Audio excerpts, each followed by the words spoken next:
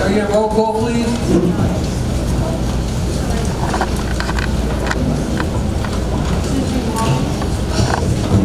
Hello, can you hear me?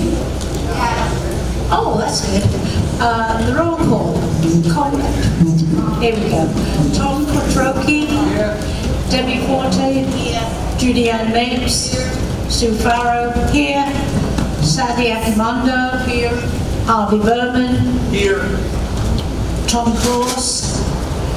Greg Vinowski. Phyllis Fritz. Secretary's report, please.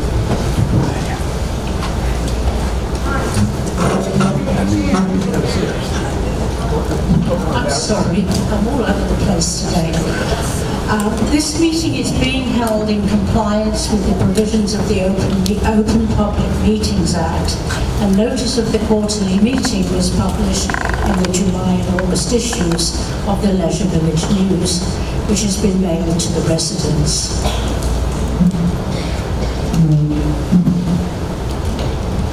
Minutes of the quarterly meeting reorganization meeting held on May 5th, 2025. Propose dispense with the reading of these minutes. Can I get a motion? Second? All in favor? Any against?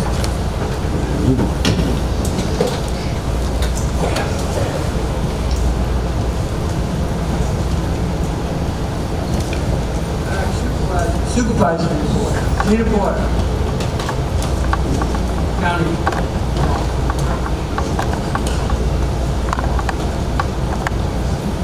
Good evening. Our collections associate Joanne, Judy, and myself continue to meet on a regular basis to monitor delinquent accounts, review our attorney's collection report, and recommendations.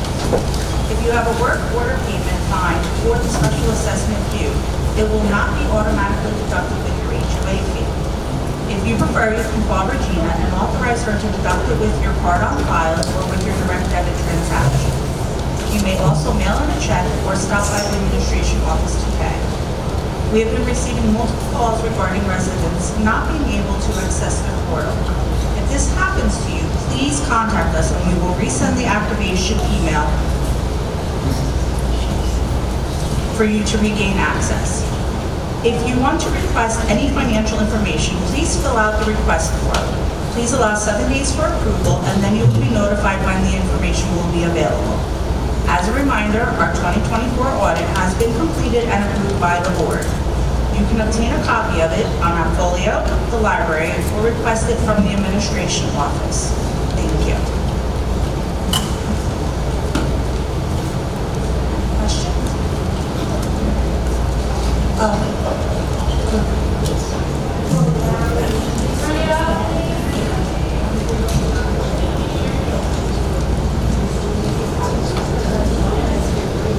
Would you like me to repeat? Okay.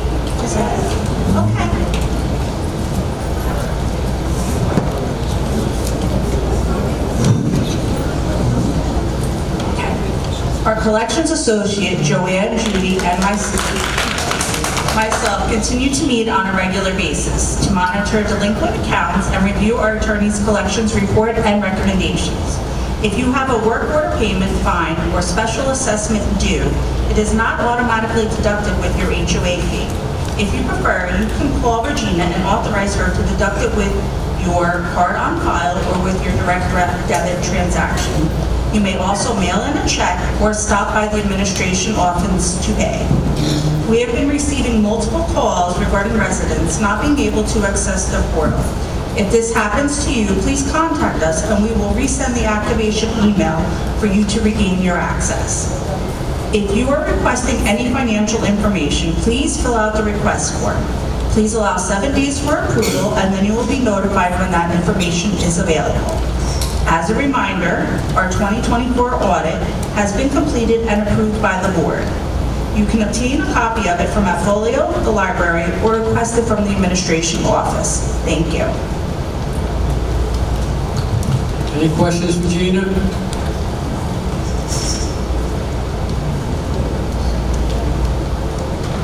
Sharon Wagner, 684, Plymouth Drive. Does Judy give the collections amount, the amount of people that are in arrears, or does Gina do that? Are we getting that tonight? Yes. Oh, okay. Yes. Just want to make sure before Gina left. Thanks. When you get up to the mic, please speak into the mic, because you're far away, can't hear. Thank you, Gina. Next up, we have Bill Fritz. Oh, we got a question for Gina. You gotta get up there quick. Catherine Coleman, 459A. I wanted to ask you, you said audit. The audit is for whatever we pay, is that the audit you're speaking of? The auditor, they review all our financials, all income expenses, they make sure everything's allocated correctly, that there's nothing missing. Okay, you said for 2024 is done. How often is that done? Every year. Annually, yes. Okay.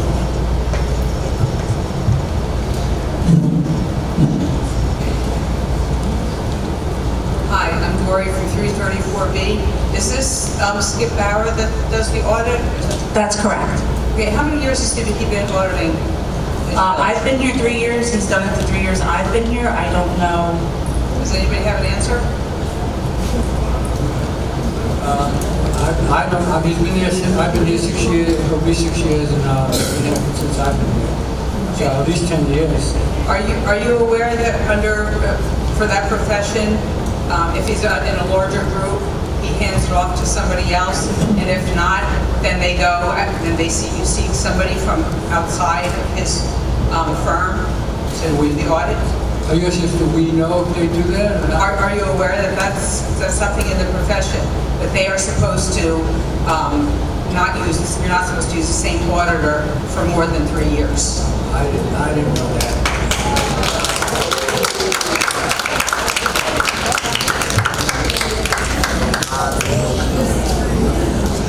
Any more questions for Gina? Thank you. Phyllis Fritz, Administration. Okay, good evening, everyone. Just a few updates from administration for tonight.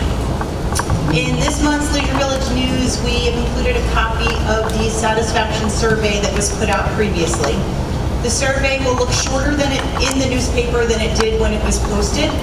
They are all the same questions. We've just switched up the orders to fit in a 2-page back-to-back. It's easy to remove from the newspaper. It's going to be located in pages 57, 58 of the paper. You can simply cut that out, complete it, bring it to administration, and put it inside Sue's box in the vestibule between the doors. Just to clear up any confusion from this past weekend, we did note a private event that was scheduled for yesterday in Buckingham Hall in the auditorium. We'd previously done that in June and July as well. We were asked at the last quarterly meeting to put that information out so that people knew if an area was going to get busy, knowing that yesterday was going to be a pretty nice day and Buckingham Pool would be busy. It had the hours on there so people would be aware of it. It was in Folio. It does look like it pushed an email, which it might not have done previously. Normally it goes in the calendar in Folio. We are moving forward. We're going to continue to put those private events in there. It's going to look like an administrative notice, so it stands out a little bit more from the regular, normal activities that will be posted in there. So it will be in the Appfolio Association calendar. It'll be under whatever event date that it is. It'll have the hours and location of that. We will not send out an email blast pushing that through. The system automatically flags it to do that. We'll have to remove it so you don't get emails if you don't want them. You'll just have to look on that to see if there's an event there. Jen and I will also put it in the normal calendar in the newspaper as well. We'll find one of those empty sections. We'll put the list of those dates and times on there. Just remember that it is, when we put it in the newspaper, subject to change because of the timing for publishing. If one has been canceled or one is added last minute or later than the publishing time, it will be on there in the Appfolio calendar. lastly, just a reminder to everyone the importance of keeping your contact and emergency information up to date. Many residents change their phone numbers and email addresses and don't necessarily update administration. More importantly, residents are asked to complete emergency contact information when they move into the village. Many residents have lived here for many years, some decades, and have not updated their emergency contact information that we originally received. And the only thing we have is whatever they did during their move-in date. So if this speaks to you, we hope that you come and see us in administration and update your information. Thank you. Any questions? Any questions for Phyllis? Yes.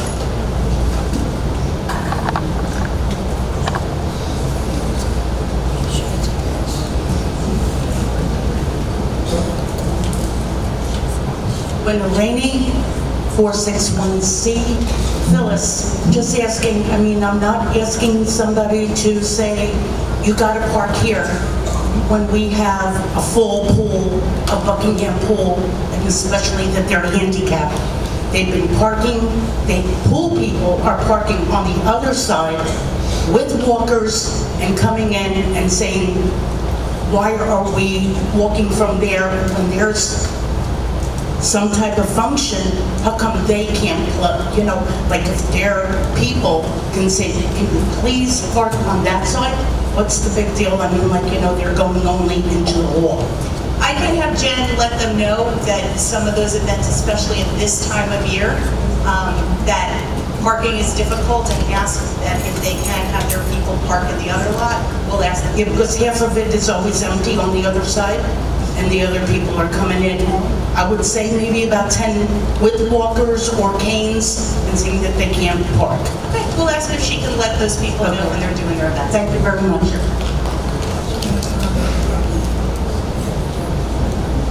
Winnie, it is in the new documents now. She already did that. Thanks, Cindy. Hi, Anne Marie, 353D. Phyllis, I'm not sure if this pertains to you or not, regarding the one call. Okay.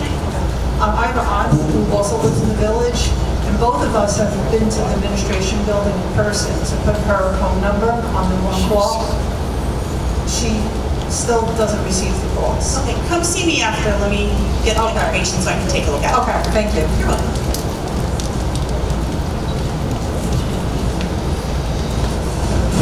This is not particularly for you.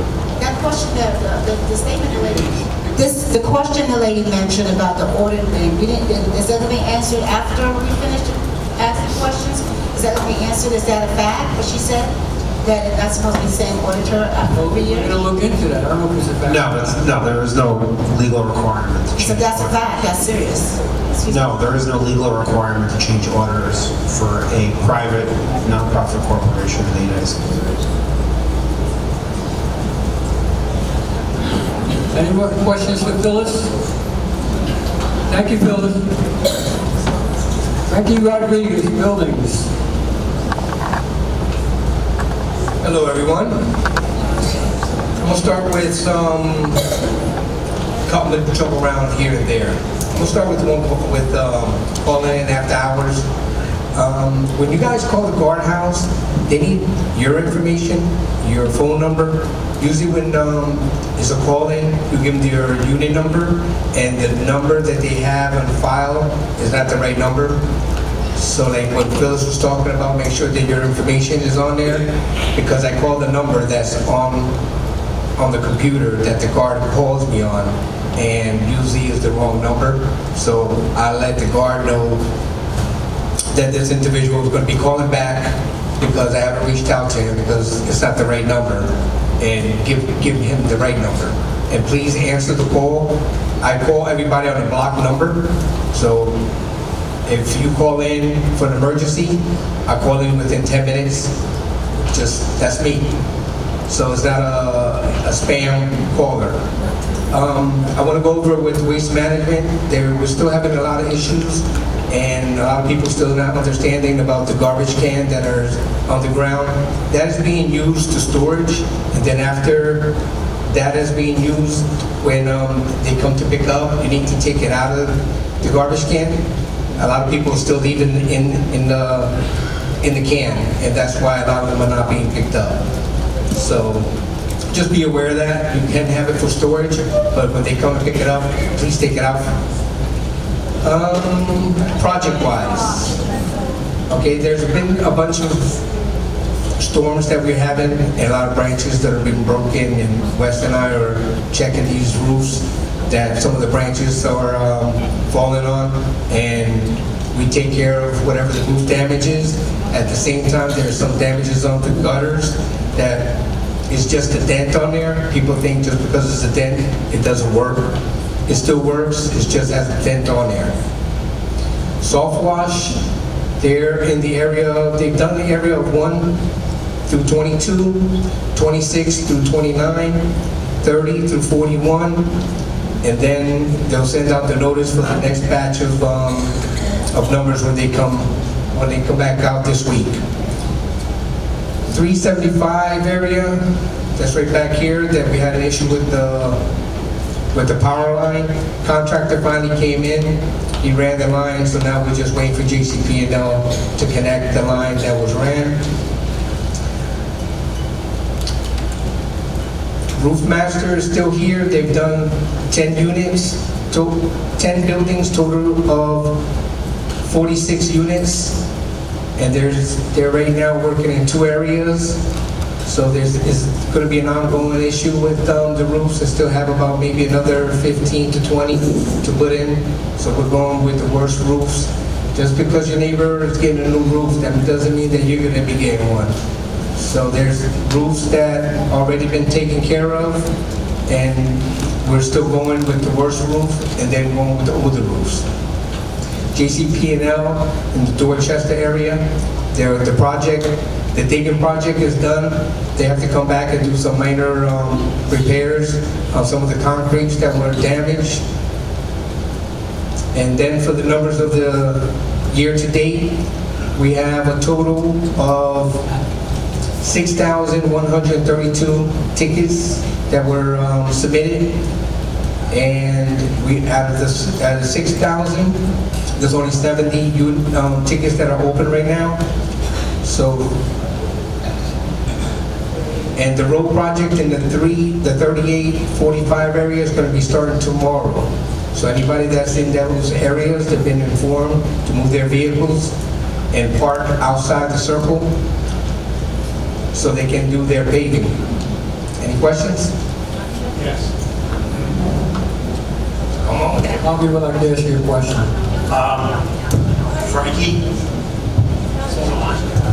Frankie, about the bins that we have, the garbage bins. If you put the garbage in there and then take that bin out and leave it in the bin outside, rather than just leaving the bag in the curb, Yeah. that's acceptable too, is it not? Yes. Okay. I know some people don't want to lose that because if they don't put their garbage out on Thursday, they can leave the garbage in there till Monday. Right. So as long as that's, I just wanted to clear that up, as long as you have that out. One other thing I want to ask you, do you guys do the bulk pickups? Depending on the boat. Okay. If a bulk pickup is done and only half is taken, whose responsibility is it to get the other half? Do you make note of it and come back? Or does the owner have to call again, which I don't think they should have to? Well, it depends on the boat. So we pick up the TVs and anything metal. Okay, I'm talking about, in this particular circumstance, a wooden crate that held a grandfather clock. Half of it was taken, and the other half sat there for a month and had to be called again. And I don't think that should happen. Okay, yeah, that would be a waste management. And they can just call us up and let us know that it wasn't picked up, and we'll be more than happy to go in and pick it up. Yeah, all I'm saying is whoever picked it up the first time, should they note that there was stuff left there? That's what I want to see. Yeah, waste management doesn't give us any notes, so they pick up whatever they're supposed to be. Well, then maybe we should have waste management here to answer questions.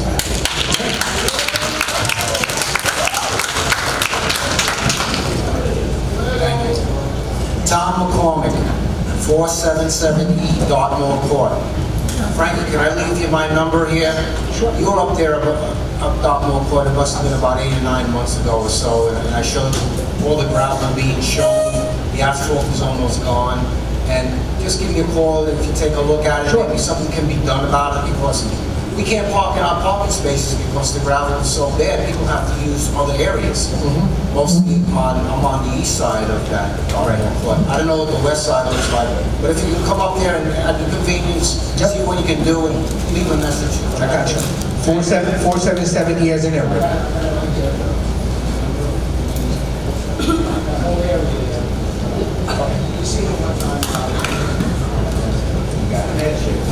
I'll stop by there tomorrow.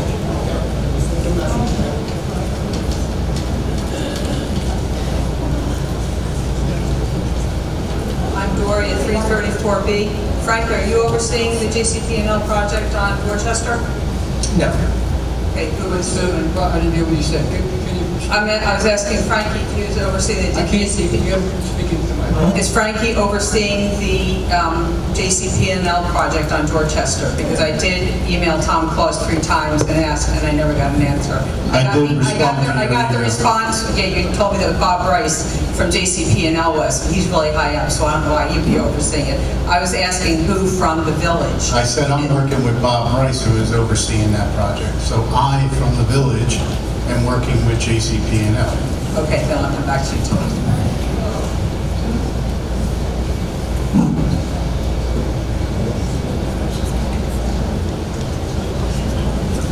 Bill Wells, 408B, Portsmouth, right over here. Okay, how's that? Better? There you go. 408B, Portsmouth. You mentioned the asphalt. Can somebody come and look at 405 to 410, that loop right there? That court? It's bad. There's gravel. It's time. Okay. But can somebody, I'm in 408B, can somebody just leave me something saying, yes, I was here? I'll leave you a little sticker on your window if you're not there. Great, thank you very much. You got it.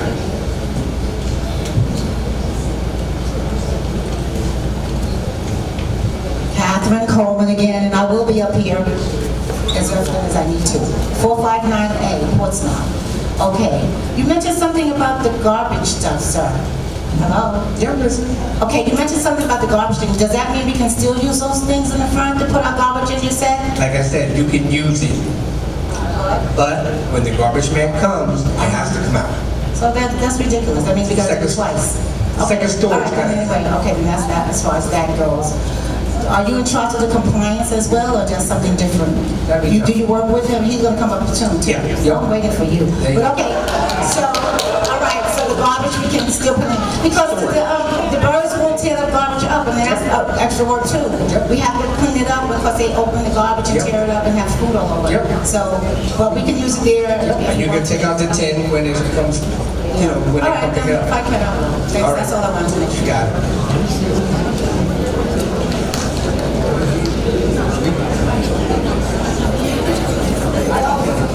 Good evening. I'm not sure who is who, but there are just a couple of things. I'm not sure what the standards were in this complex, but the standards that seem to be acceptable now are not worth what you're expecting us to keep paying in addition every month and these one-time fees.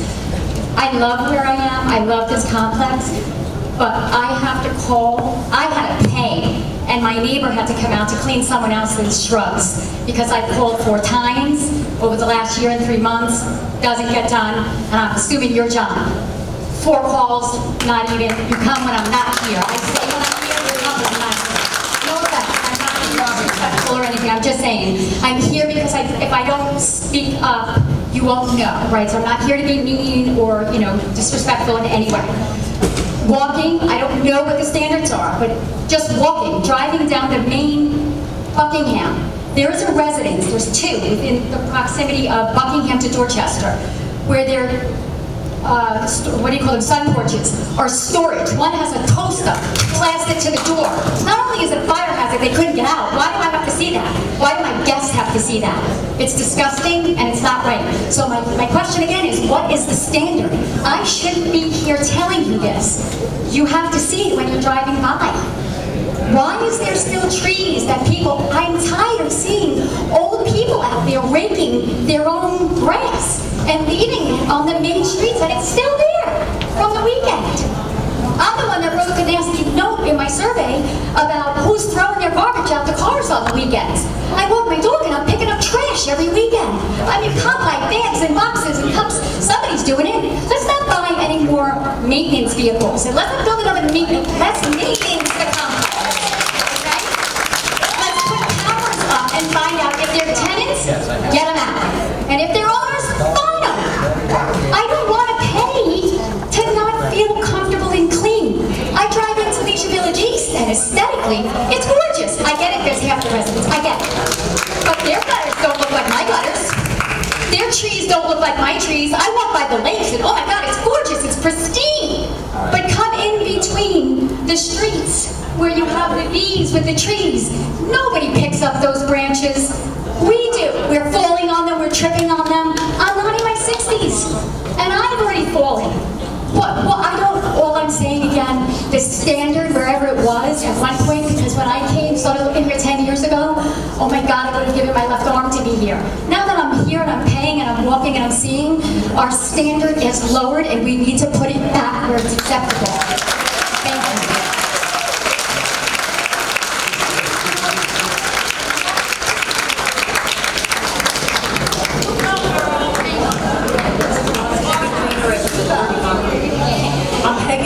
I live at 34C Cambridge. She just took a whole bunch of stuff off my list. And I do go over to East quite a bit. And she's right, it looks so different. The same buildings, it just looks shiny and clean. And there is a difference in the everybody's personal area, their 3-foot area. It's just beautiful. Over here it's trash, it's horrible.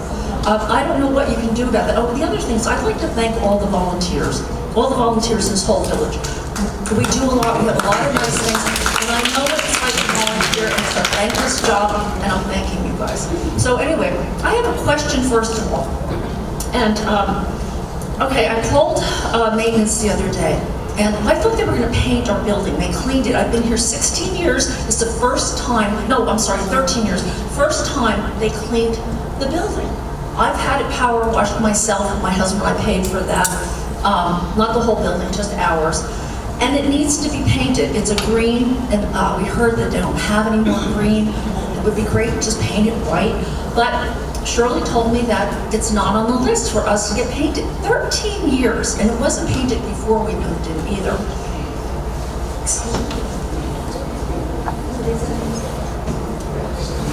All right. So my question is this: when I asked Shirley, well, whose job is it? She said it's the board's job to determine who gets painted and who doesn't. So who lets the board know? Do you, Frankie, go around and look at the building and say, boy, this building is really shabby? Because it was, what is it, 34A? 34A was, we own that, the association owns that. And what a trash piece of garbage that is. It's an embarrassment. It is just disgusting. The smell that comes out of there, and those people smoke nonstop. They smoke pot, which I don't really care about, but it came to our house. They smoked cigarettes nonstop. They were doing drugs. Finally, they've been evicted, and the smell still comes over. And it's not fair to us. We pay our maintenance fees, which aren't really bad. I know a lot of people complain about it, but I know it's average. But I expect a little bit more. Okay, so I want to know whose job it is to let the board know. Am I supposed to go to them and say, oh, we want our house painted? We go around the area after it's soft wash, and we'll make a recommendation what needs to be painted. Is it because we're on a back road and we're not all that visible? I think so. I think it might be. We haven't gotten shit in all these years, excuse my expression. Okay, so I mean, not only do we want the condos painted, years ago, the guys were new at plowing the snow. I don't know who does it now, but they absolutely destroyed the curb in the back, is where most of the people come into our house. And it looks terrible. I mean, it really looks like a ghetto. And I've asked for it to be replaced, the guy before you, not you, and he said, no way, it wasn't gonna get it done. And now I see people's curbs and sidewalks getting replaced left and right. Isn't that Cambridge? Is that Cambridge? Cambridge, yeah. Are we doing Cambridge now? So it should be repaired soon. It's the back. I see the trucks out front to do. 34C. It's right on, it's on the road, it's on Cambridge. Now, that's the other thing, we don't have any problem parking where we are. But, and also, if you're gonna pave, I hope you're doing the parking lots. The parking lots really need it. All that grit comes in our house constantly. I mean, it's really bad, the asphalt, and I know it's expensive, but I hope you're doing it. The other thing is, we have, it makes a square, and there's 3 rows of houses, 6 each. And when they get company, there's no place for those people to park. They don't have a front yard. They don't have anywhere to park. Where Wayne and I live, we have a front, and there's a lot of parking, so our guests can park out front. So what happens is these people park wherever they think they can park, usually making it inconvenient for everyone else. And I've gone down Lakeview and all that. I have friends down there, and they have, I don't expect the grassy area, but they have parking spaces. Could we just get parking lines? Well, you have the overflow parking. Where? No, there's no parking there. No, these people, they won't go. They're not going to walk that far. But like 20. No, we're in the square. We're not in the apartments. Right, you're by the circle. Right, and we're here on Cambridge, and then there's a square like this, and these people don't have anywhere for their guests to park. So I'm asking, and people will park back there, but they'll block other cars and make it, they don't know where to park. Could we just get lines like this for parking spots? I'm not asking for too much. I don't want a grassy area. I don't want curbs or anything. Just some parking lines. Who do I ask? That was my first question. Who do I ask? Well, I can ask. I'll bring it up at the board meeting. The next meeting we'll bring that up. The next meeting? Thursday. Okay. Okay. Your 3 minutes is up, Betty. That's it. That's all I got. Thank you.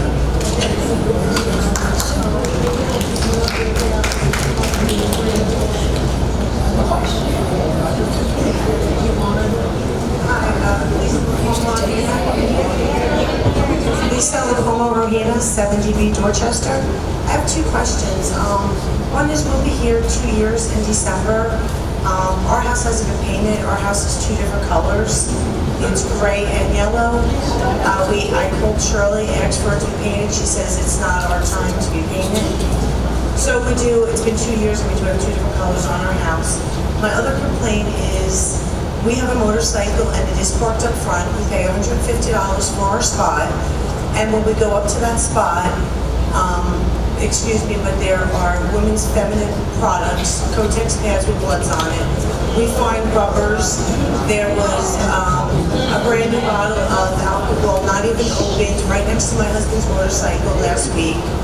There's all kinds of garbage. We've been putting the garbage bag on the fence, and we pick up the garbage when we go on our motorcycle. So we did tell the guy at the gate, so he could be aware of this, that obviously people are having sex because there's rubbers up there. And there's dirty Kotex pads. Is this by a little spot when you come in? It's right here, right where we park our motorcycles, right there. And there's also a lot of, I will not go there at nighttime because there's a lot of sketchy people that sit on those curbs and drink. They walk over and they drink right where our bikes are parked. And we do pay for those spots. And we expect our bikes to be protected. I mean, they cost us plenty of money. We can't bring our bikes into our garage, so we leave them out here and pay for it. But yet, I and my husband, we have to sit and look at dirty women's products laying on the ground because they have sex. No, it's outside. But that's not parking, that's not paid parking, that's public, that's whoever wants to. We paid for that parking. We paid $150 for that parking to park up there. That's to park in the yard. That's for the yard. That's for the yard. But who's going to park in the yard when you can't see what's going on back there? When you have people walking aimlessly all night long? There was a young girl at the pool yesterday. I drove her home. She was so drunk. Why do we want to park our bikes where we can't see them? So our bike has been parked there since we moved here. and we do pay $150 for it. That's not so much the issue, it's just looking at dirty. All right, is this the first time you're reporting this? Yes. Okay. If we don't know any of this stuff, how are we supposed to find out that this is happening? You gotta report it so we can go there and check it out. I mentioned that once before, the lawyers at the office. Well, we'll notify the night patrol and have them take a look at that area. And walk through the yard. That's all I have, thank you.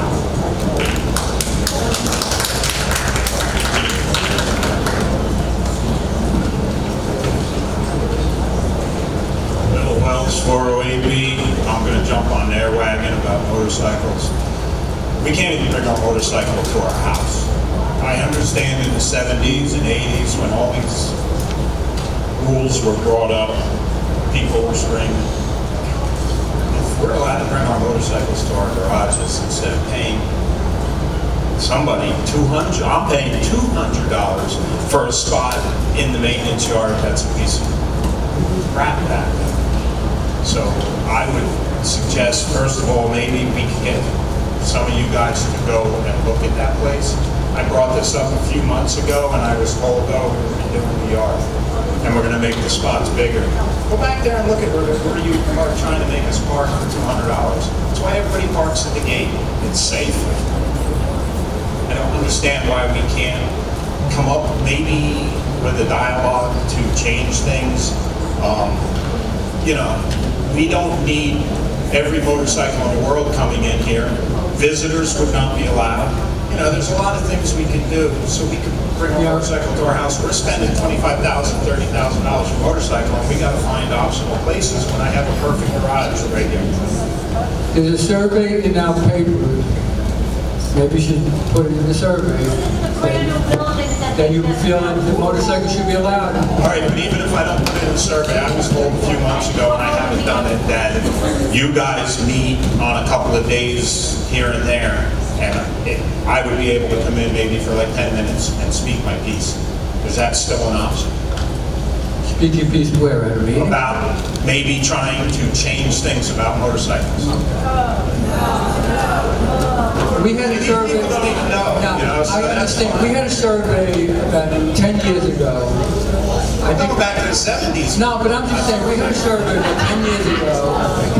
We mailed it to their houses, or I think maybe we should pay for it. Only like 500 people responded, and they most 90% of them said no. So we have to go by what the people in the village say. I totally understand, but if people would look when they go out to eat every night, there's like 4 motorcycles sitting there. That's it. And we're not 20-year-old. We understand, but we have to listen to the village, people in the village. All right. You know, you have 4,500 people there.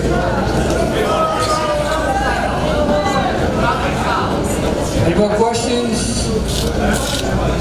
Any more questions? Yeah, is this about, if this is not about Frank's report, then motorcycles have nothing to do with Frank. But is it about Frank's report? Okay. Gentleman, 269.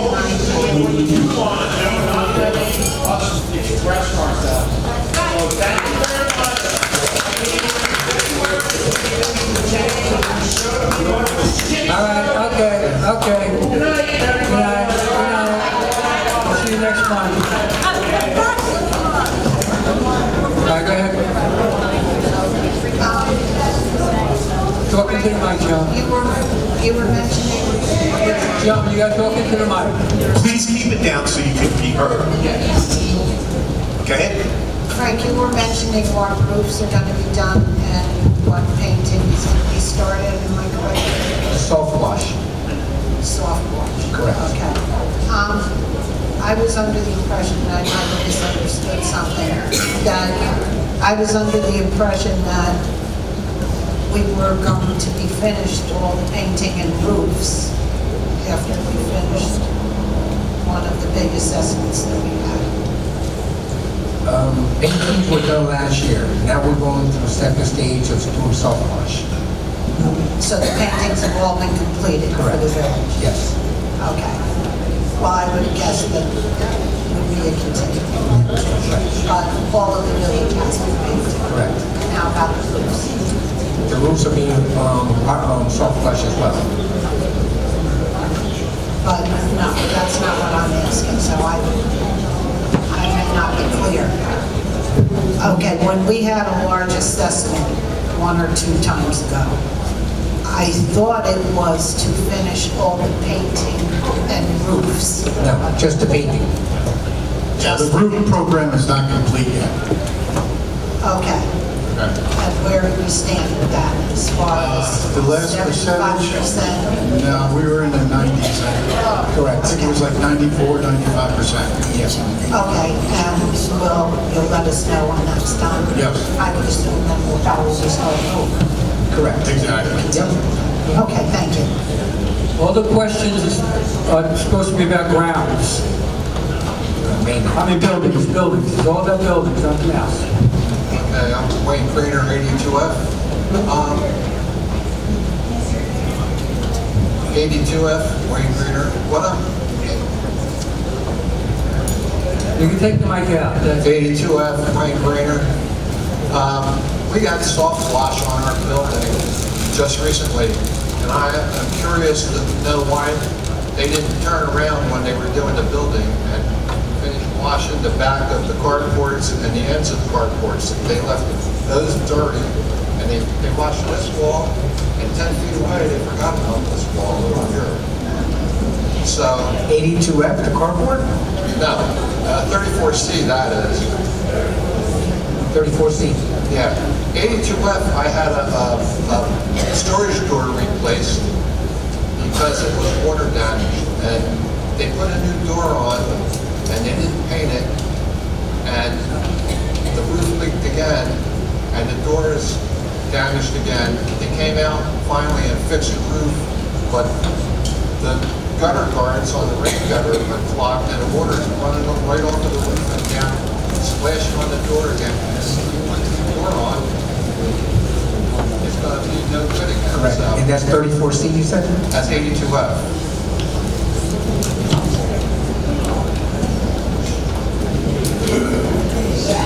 Okay, I'll look into it. Well, the thing is, I own 82F, but we live in 34C.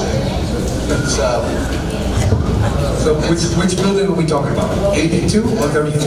82F for the repair on the gutters and the new door. And 34C, The power wash. Gotcha. I'll go check it out tomorrow. Next. Talk into the mic, please. Hi there, I'm Lynn Medina, 542 Sheffield. You may not think this is Talk into the mic. You may not think this is about may not think about this as buildings, but I do because it's about the guard gate. As we said earlier, people have said before, there's unsavory things that are happening here, like feminine products, rubbers being left behind, alcohol bottles, you name it. Excuse me, that has nothing to do with the ground, with the buildings. So what does it do? It's a building still? With the buildings. All right. She's in charge of buildings. The grounds is another person. All right, so finish. All right, thank you. All right. I've seen many times both gates, the front gate where the guard booth is, people squeaking through with the gate because it's like this much space to go through. I've seen them come in with picnic baskets, fishing poles, their whole damn family, okay? And I've seen people, when I'm leaving, squeak by. I know you feel that that's the main entrance and it has to be guarded, but I think we should get rid of it. It's still on a main road, so is Huntington. Huntington's on a main road. If we're having guests or people coming to work on our homes, we give them the daily code to get in. I feel we should get rid of it because it's a waste of money. I've had people come to my house that I didn't want to come, and I had to call the police. They're not really doing their job. You need to get rid of the building. It's not safe. People are coming in, coming out. I don't even want to walk at night to walk my dog. It's a joke, a complete joke. They should make it like Huntington, which is also right off 70, a main road. Okay? and our HOA should definitely go down. They're listening to you. Okay, thank you.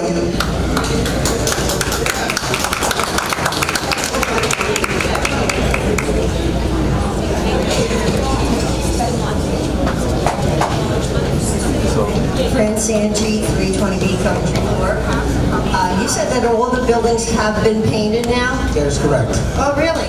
How about driving down Buckingham Drive in Dorchester and looking at those god-awful colors that are still there from the 1960s and 70s? How do you explain that? Easy. That was the first painting project, and those are the colors when they picked. When did they paint them? In 1970? Probably 60. Then why don't they should be due for new painting. I mean, what, is it 50 Well, years? those are the colors that were picked back then. So painting a new color now. Yeah, when it's due. When is it due? In 100 years? When they decide when they're going to do the painting. Well, I think those should have been a priority because there were some buildings that were in good shape that were painted, and these god-awful colors are an atrocity. It makes this place look like a dump site. Okay? So you need to put them there. Thank you. Thank you.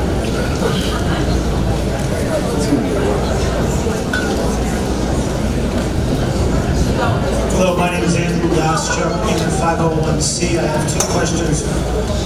One is regarding the selection of trees to be cut down because That's grounds. The next person up, you can come up and talk. Okay, and then my other question is, in the budget information in the latest magazine, it mentions a $2 million loan that was involved in the painting and the building that was burned down that's being redone. Wasn't there sufficient insurance and reserve for the building and also reserves to cover the painting? Why was a $2 million loan necessary? And what's the status of that loan now? Yeah, that's another thing that has nothing to do with buildings. When Wes comes up, you can answer those questions. I'll be back. All right. Thank you, guys. Have a good one. Thank you, Frankie. You were up already, ma'am. You were up already. You can only come up once. You can only come up once. I don't know who does what. Do you do guards? Ma'am? Are you in charge of the guard check? All I'm asking is, who is in charge of the guard check? Just answer my question. Don't be nasty. Who's in charge of what? I can't hear you. You didn't hear me say who's in charge of guards? I don't have a hearing aid. Okay, well, you know what? I'm sorry. You're the president. Yeah. You're at a meeting with this many people. You should report your hearing. Sorry. Can you just I'm sorry. Can you just ask the question? Again, who does guards? The guard check. That's all I'm asking. Next man up. Thank you. That's all I was asking. Okay. Thank you. Thank you, Frankie. Next up, we have West Montana.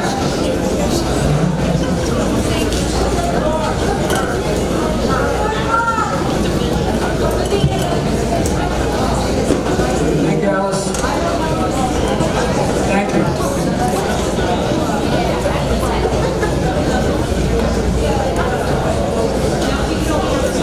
Good evening, everyone. Let Wes talk. Good evening, everyone. The grounds department currently remains in the grass cutting season, in which we will continue to be in until the leaf removal season. As most of you know, we have cut back on our irrigation systems from running a full hour in time down to a half hour in running time. Our tree tech and our head gardener have been teaming up to do various jobs to help each other out, along with pulling some other guys to help as well. With that being said, we have done the best we can with different projects and will continue to do so in that aspect to make things work within this department. The process with the trees and meeting the needs of everyone is much slower this year thus far in the recent past few years.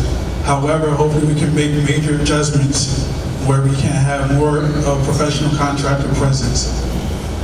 Quality First, the concrete contractor, are in the community to handle the concrete program and should be finished within a week or two of this year's budget for the concrete program.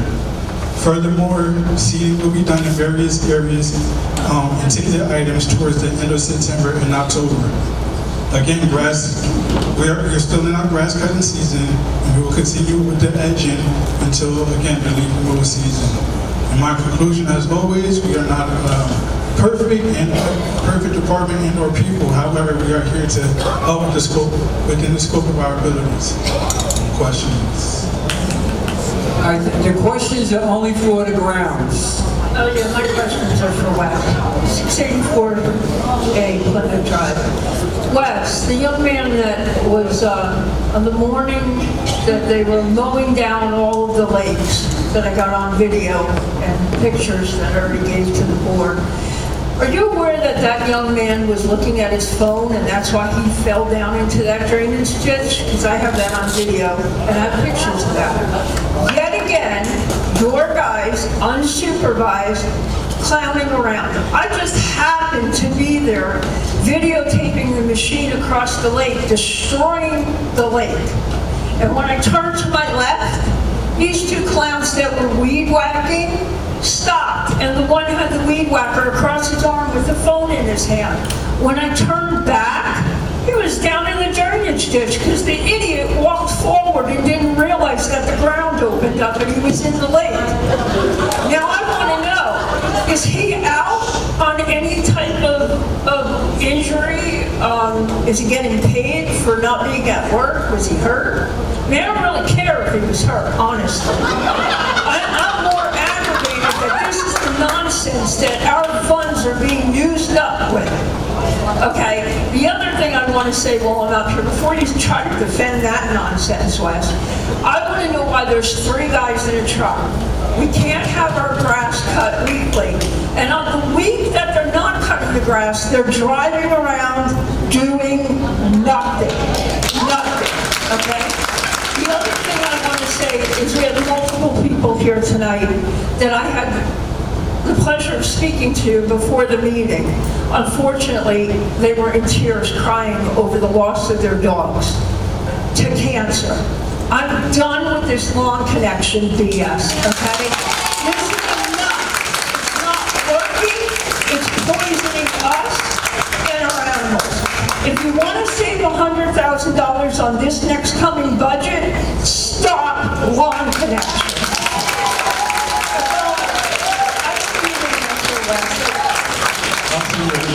I do know what happened with the guy on the lake. He got stuck, and his foot got stuck, and he texted me that he was stuck, and his ankle was messed up. However, he didn't have no major injuries, and he was still at work. Sure. No problem, that's fine. Catherine Coleman Pleasant, 459A, Westmount. I really don't have a complaint about so much about the ground situation. I noticed that since Wesley's youth come, it has improved quite a bit, and I have to say so. I see the LV flowers there. I see the lighting over by the water. A lot of things have improved since I've been here in the 8 years, especially since you got charge over that. So I have to commend you with that part of it, Wesley. I would say that I see people mention something about Leisure Village East, and I do go there often too.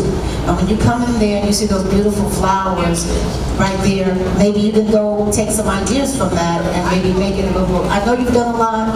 I don't know if they give you what you need for the budget to make it better.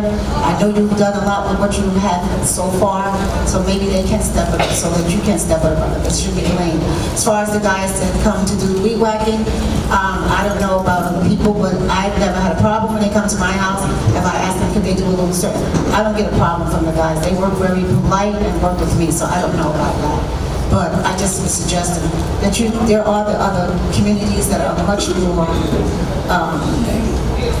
more extravagant than ours is, and it could be better here as far as the flowers and stuff. So hopefully we can work on that. Thank you. Hi, Debbie Tricoli, 529B. Wes, I went out and bought my own topsoil and my own grass seed and everything like that.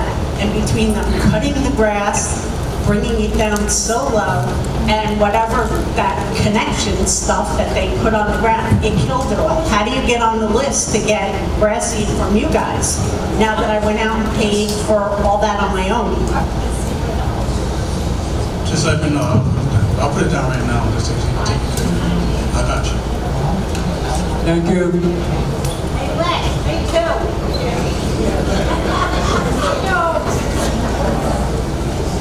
Yeah, talking to my, the button might have went off. There's a button there. One on top, all the way to the left. Push that out. Hi, I'm sorry. Hi, Wes. My name is Teresa from 57C Buckingham. And I had a visitor come see me last week, and I have to say I was absolutely mortified and embarrassed walking through the walkways where I walk my puppy, as many others do. It looks like what I have named it Jurassic Park. There are so many, not branches, but tree limbs that fall. Thank God they haven't killed anybody, and are just so rotted that they just disperse all over the ground in massive heaps of garbage and limbs and the mushrooms growing back there. I know it's wetlands. It looks like wetlands. They're bigger than my hands, every shape, god-awful, alien-looking, every shape and size. I'd like somebody to tell me that none of them are poisonous, because our dogs do walk back there. The sidewalks and the walkways are black, sticky, mold-infested, mildewed.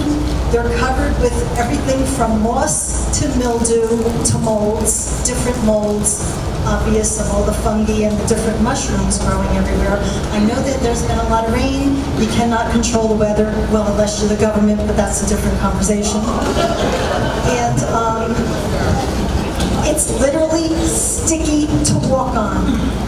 Do we, as owners, paying association fees, have to pay $160 to $180 to have our own sidewalks power washed when I have a little curve, and a little pathway that's, 4 feet long, and the same by my back door? You know, the front door has no place, obviously no faucets and no water access to water anything, which is beside me that they would even structure it like that, even back in the 50s or whenever this place was built. But I have pride in ownership. I come from a background and a family in real estate, mortgage, and property management. I have 2 sons that are builders. I have 2 sons that are home inspectors. And I am beside myself that this grounds are being ignored and not kept up the way they should be for the fees that we are paying. I also have to mention that when they come to blow the leaves, it's like they're swatting the flies, they're blowing it up in the air, they're laughing, they're joking, they blow all the leaves under my door, up against my house, all into the stone, and then they're gone. And then they're gone. So that's not being done properly either. Do I have anything else? Basically, my main issue is just the tree limbs, that the mushrooms are not poisonous because they are massive. I was told by a neighbor in the 60s that she's been here 22 years. When she first moved in, for the first few years, there was power washing being done, but not for the rest of the 18 or more years that she's been here.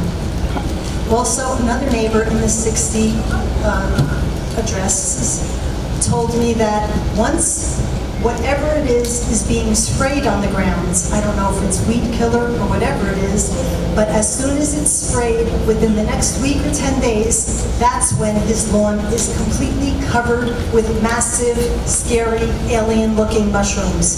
So I don't know what that's about either. But basically, the sidewalks are horrific, and I was embarrassed. And I've done a lot of property management. What's your address? Several homes. What's your address? 57C Buckingham. I'll drive over and look at it. Thank you so much, please do. Thank you.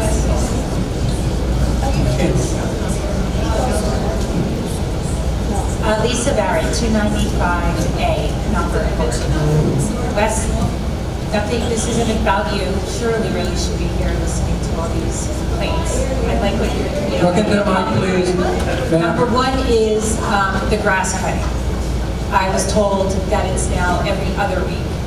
Not acceptable. The grass is too high when my company comes over. I walk around the lake, the ticks are incredible. I had a snake crawling along my house that I had a video of. I can't have people coming. I'm actually mowing my neighbor's yard with a push mower because it's not being cut. And then I had another neighbor buy an electric mower so she can cut her grass. We pay maintenance for that. So the grass has to be cut, and on weekends, it needs to look presentable in the company. That's number one. Number two is the lights, right? There's a lot of lights broken. I don't know if you're replacing them, but lights are broken and just laid on the ground. Everywhere I walk, I see broken lights. I do agree with the cell phone. When they're mowing the grass, they have their headphones on, and I'm coming around to go to my house, and they're just parked there on the machine because they can't hear me, and they're not looking to see if I'm coming around. So I wait there until they notice me, and then you can't honk because they have the headphones on. Too much on the phone, and I do see it. Again, the other thing is cats. I don't want cats, right? I do understand there's an odor. However, we have stray cats, right? People leave or they pass away, they leave their cat outside. Either capture them and relocate them, or take them to a pound and have them fixed so they don't multiply again. But someone got a warning from compliance for feeding a cat. If you don't want us to feed a cat, I'm not going to watch that cat die. They're in the gutters, they're dehydrated. If I have food in the, I can throw it out to eat it. It's not me doing it, I don't have cats. But I'm not going to watch a cat die because you guys can't relocate the cat or do something with the cat. Totally wrong. Last thing, everyone has all these recommendations of improving. I fear, because we're going to get another increase in our maintenance fees. Since I've been here, $20, $30, $150 one-time assessment. Next month at work, I'm working on the 226 budget.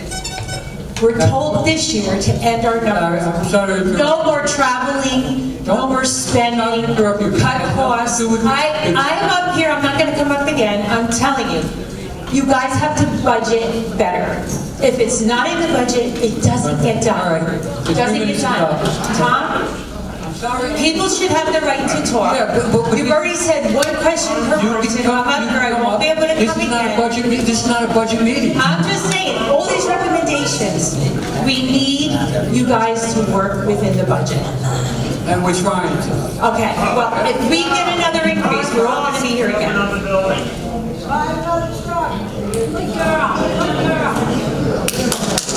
Wes, I want to say thank you. I called for something on Thursday, and they were there Friday, and they took care of it. And it's something I didn't know for a year that was causing water damage in my house, so thank you. I didn't expect them to come overnight, but they did, so I want to say thank you very much. Two things on the grounds. The guard shack is under your area? Or do I have that mistaken? The guard shack? No, okay. So, I guess not. The grounds is like the gazebo area? I don't know who to say this to, but I don't care who smokes marijuana, I really don't care. But our gazebo, the same people, it is the marijuana spot, which is okay, but not during kid hours in the pool from 10 to 12. People's children should not have to smell that, and I'm just asking if we can just let people know. Are you saying somebody's smoking? Oh, yeah, there's two gentlemen that smoke pot under the gazebo by the main entrance, yes. And if they're going to do it, they're going to do it. It's free. I mean, it's legal, right? Buckingham Pool, yes, but not during kids' hours. From 10 to 12, smoke pot somewhere else. You're not supposed to smoke at the pool at all. It's disgusting. And everybody in the pool could smell it, but I had my niece and nephew. It was just god-awful last weekend. So, it is not legal to smoke in public. So it should not be being done there. Same two gentlemen all the time. You're fine on your home, your grounds, but not in the gazebo. So if anybody's doing that, okay, don't. And I am not against smoking either. Please just don't. Just grounds we're talking about now.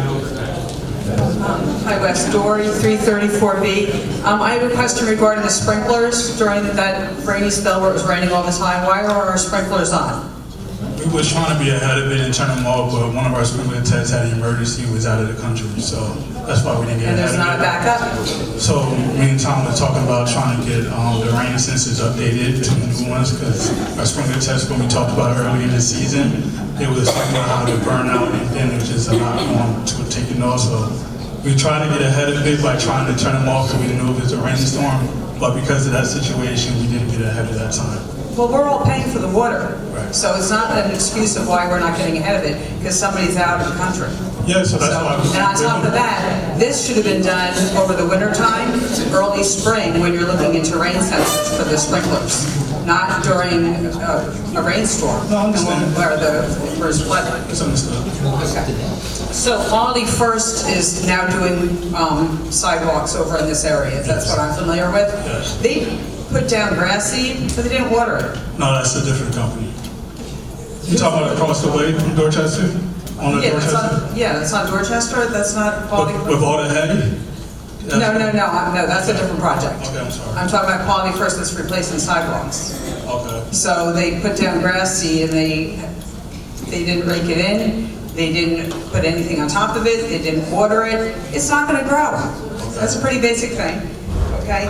What's the story with scalping around all the lakes? All the vegetation was removed, all the wildlife that was there is gone, and everybody went like chainsaw happy taking down trees, but you left the dead ones.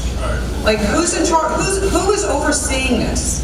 So over the years, since I've been here 16 years, we've been cutting down the lakes, cutting them down. When John Hume was here, there was a time he tried to let the vegetation grow. And they grew so tall that everybody was complaining about the site. So that's why you notice that we had the machine, the bin track. We used that machine basically to help with that. We got it to the point where we was able to weed whack and help at the time to get things done, but because of this lake, like Tudor is so low, the guys were actually able to stand on the beach and cut away a lot of the vegetation that was there. So it looks really bad. So, but we were told to stop it. So that's what we're gonna do. Okay, and regarding the trees that were all taken down? I mean, how many trees were taken down around? On the lakes, those were the trees that was like neglected throughout the years. That was hanging completely, some stuff was dead. A lot of the residents in the area complained about view, so they tried to raise up the trees. The ones that were dead, they just took out, so. But you stopped when there was dead trees to be taken down? Yeah, we was told to stop taking anything down with the lakes. Oh, okay, I understand. All right, let's see, there was a homeowner that took it upon themselves to clean around Lake Tudor and Lake Avon. All the debris that was in there, that's been in there for so many years because the water level is so low. After I know that so many people had reached out to you for our grounds crew to take care of that, is there any shame in the fact that a resident is doing this work that you're supposed to be doing? Is there shame? Is there any shame? I don't want to call it shame, but Are you proud of it? Are you proud that a homeowner who's paying their HOA fee got tired of looking at the garbage, got tired of looking at all the debris, and went around and cleaned it out himself? I don't want to say I'm proud of it, but I appreciate the help and you guys can come and get it. Wow, that's a shame on you. Shame on you. I don't know what you want me to say. Thank you. No problem. Joanne, 391A. Who's responsible for cleaning up all the leaves that are all over the lawn? All right, real quick, if I could explain how this works during the grass cutting season. For us to cut the grass, it takes about 4 days if we have good weather, right? On Friday, everybody's expecting the debris to be picked up, so during this season, it's difficult to do any type of major cleanup where there's a heat drought, the trees are going to release the leaves to save themselves. So yes, there is a lot of leaves falling in because of the heat. The trees are trying to save themselves. But we had to still cut the grass, we still had to edge, we still had to maintain, different things, trimming up the common areas. So, it's difficult to actually go around and clean all the leaves up in your common areas during this time of the year. So spring cleanup, when after leaf season, we try to do a spring cleanup and get as much as all the cleanup done. So why can't they do that instead of every week going around the edging and doing the edging that doesn't need to be done every week? I see guys walking around just doing nothing and edging every week. We don't edge every week. We weed whack. There's weed whacking being done. We edge the sidewalks and curbs probably once a month. We cut the grass every other week only because we had to get other things completed in the community. And then when they blow everything back into the 3-foot area that I just cleaned out, so they don't have to be bothered. That should not be done. I would deal with that. But it is. Yes, it should not be done. It is being done. No, I'm saying it should not be. And you know my area, and Right. you know how well I keep it. Right. They do it every week. All right, I would definitely follow up with them about this moment. What's your address? 391A. Thanks, Wes. Hi, Pete Peasowitz, 32A Cambridge Court. Wes, my grass is fine, no problems about my grass. Well, I'm up here because I just have some questions about Lake Tudor. I don't know if you're the person to address it with, but as you probably noticed, the lake's been pretty low, and it's about 10 to 20% of capacity. So I got the report from the DEP, which was filed by our engineer to the DEP, citing many deficiencies on the spillway. For instance, the spillway crest is leaking through the precast connection joints, and it's in need of repair. For the spillway walls, it's leaking through the precast joints, and it's also in need of repair. The downstream apron, upward seepage through the apron joints, the culvert pipe joint failure. So basically, the bottom line is that it was rated by our engineer as being poor and in need of some immediate repairs in order to stop the flow of the water outside of the lake and to get the lake back to the normal level. So per our engineer, his conclusion on this report that was submitted to the state was that recommend the following repairs be made immediately. Seal the pipe joints and precast outlet structure joints to reduce the seepage. So I'm just trying to find out what the status of this is at this point. I actually had that in my report, but I'll speak about it now. So our engineer was still waiting on the specifications and recommendations for the repair. We do have a company called Vortex that is due to come out shortly and provide camera services for the pipe joint. The engineer has recommended high-pressure grouting, but he's also checking with the pipe manufacturer to make sure that it can handle that kind of pressure. Okay, but why do we need an underground camera of the pipes when it's showing right here that the visual inspection is showing that there's seepage because of the seams are leaking? Because no one actually went into the pipe. They stood there from the opening, they could see water coming out. They need a better look at as to what's going on. So we're not talking about pipes, we're talking about the spillway leaking through precast connection joints, which is not pipes. So the majority of the water that is coming up out of the ground is flowing through that connection. The joints, as the engineer mentioned at the last meeting, that structure was in 4 pieces. And there's a bonding agent that they put together while they bolted together. He feels that some of that bonding agent may have failed, and that's what's causing the leaks. Okay, so do we have a time frame on this? Because every time, this is the 3rd meeting I've been to, and every time I get pushed off. I don't push off anyone. I'm just giving the facts of what's going on. The engineer has looked at it. He needs to make the recommendations for the repairs, and then the contractor needs to follow those recommendations. Also, the DEP has to approve those recommendations. Okay, so do we have any time frame is my question. Once again, I just got the quote for the underground survey, and I'm hoping the contractor can clear up some scheduling for us in the next couple of weeks. Okay, thank you. Thank you. Next.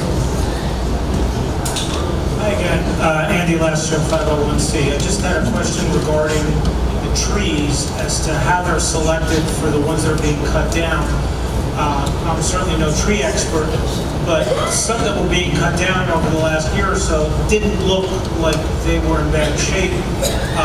Is it possible before they're cut down that someone, say from the Rutgers Agricultural School could be called to see, if they think there's a problem with the tree, can it be saved before we go to the expense of cutting it down? That's number one. And number two, there is a tree in front of our building. There's a group of 3 trees in front of our building. One of them has not had a leaf on it for at least 3 years. And I've called several times. I don't know how long it takes before that tree eventually comes down on its own, but it will at some point if it's not cut down. And there are homes in 2 directions, and the tree is big enough to cause substantial damage to either one of the building across from us or our building if it were to come down. So I'm just concerned about that. I've called a few times. No one's ever gotten back. What's your address? At 501C. Well, we're at 501C. The tree is actually, I think, in front of, between 501C and B. There's 3 trees at the front. Please. Oh, and leaf season is coming up in the fall. People brought it up. We've had situations the last several years where the leaves accumulated way too much before anyone came to address them. When they come, it's wonderful. They do a great job. It looks like a military operation when they come in and collect all the leaves. But in the meantime, I've usually ended up clearing them myself with my own blower at least 3 times because I don't want my catalytic converter to cause a fire when I'm parking because the leaves in some cases, over a foot deep. So I think the schedule for at what point you come in and do it should be looked at. Thank you.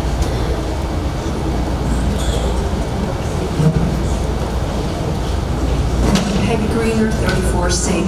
I just have a couple of, I noticed the trees over at, again, East, were all, Craig Murray, were all in bloom. And I went, oh my God, when I come in here, ours aren't. And I know they're new, they're relatively new, they've only been in there for a few years. And also the ones outside the building, some of them are blooming, some of them aren't. I'm wondering if anyone's checking that out. I don't know what the reason is for it. But also, at the end of Cambridge, when they built that extra parking, they put a row of evergreens there to protect the people from the parking lot. And most of them are dead. More than half of them are dead. And I don't know what the cost is for something like that. But we've also planted things, and one will live and one will die. I don't know what it is with the soil here. I don't know what other reasons. But over in East, they have a very attractive,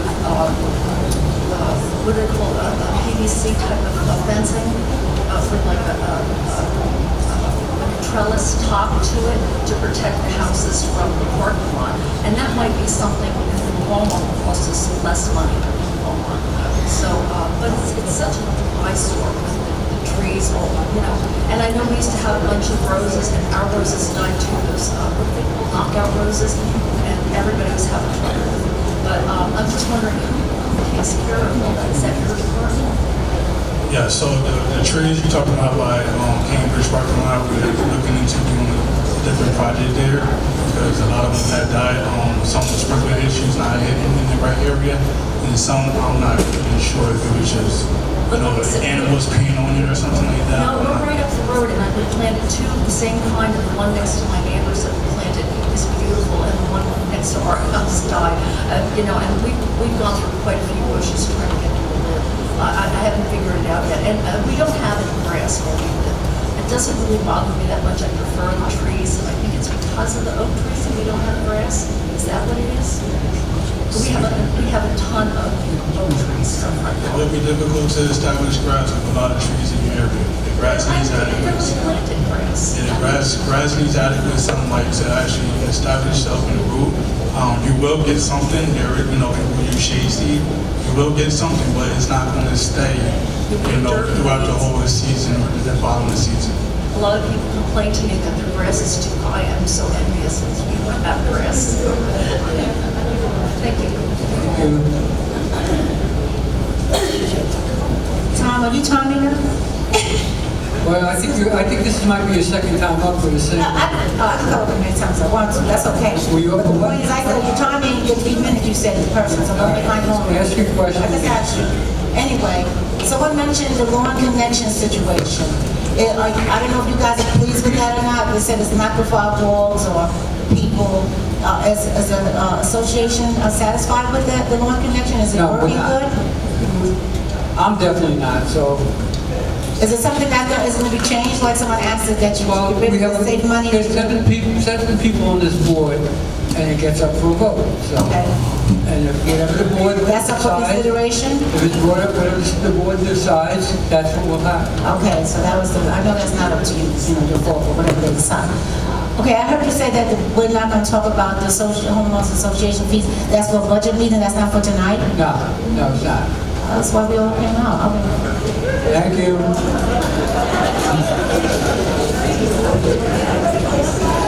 Janet, 39J.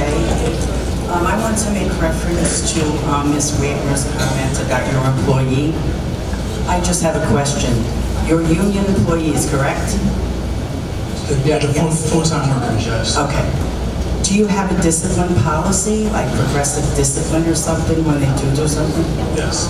And so you're able to, after so many steps, fire them if they're not up to par? Yes. Okay, that's all I want to know.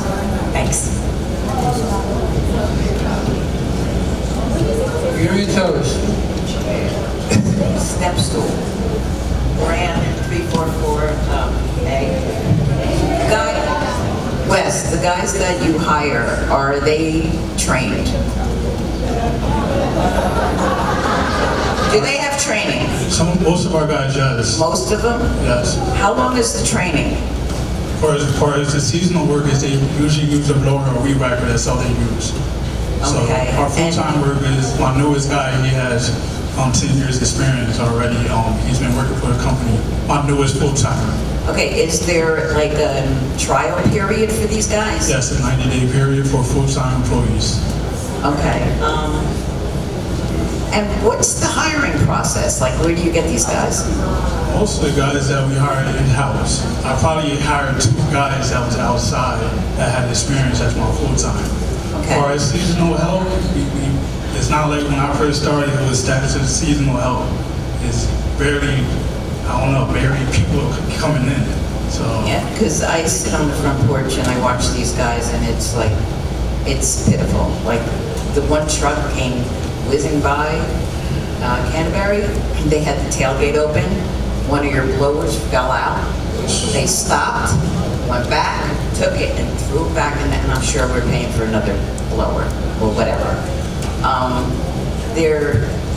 And they need to slow down with the mowers too.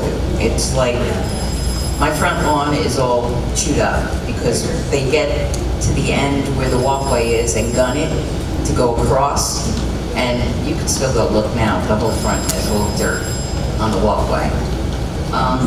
One question for Tom. You had mentioned about the leakage. When the project was completed, who signed off on it to make sure everything was up to par?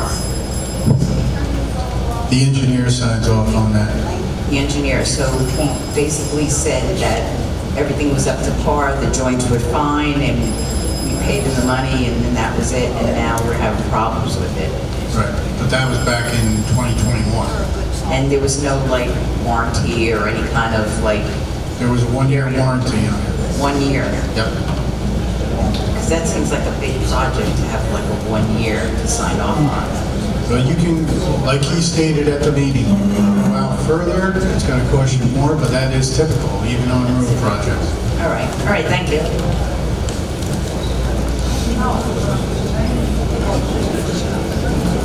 Edwina Rainey, 461C. I don't know if this really falls underneath grounds, but when you talk about a parking space that's in front of the American flag, that shouldn't be. You shouldn't have a car that's parked in front of the American flag. I'm going to bring that up at the next meeting. Okay? There's a walkway, people are squeezing in between the spot and everything, and it's so uncalled for, especially with the person that it was dedicated in front of that dedication. Okay? Thank you.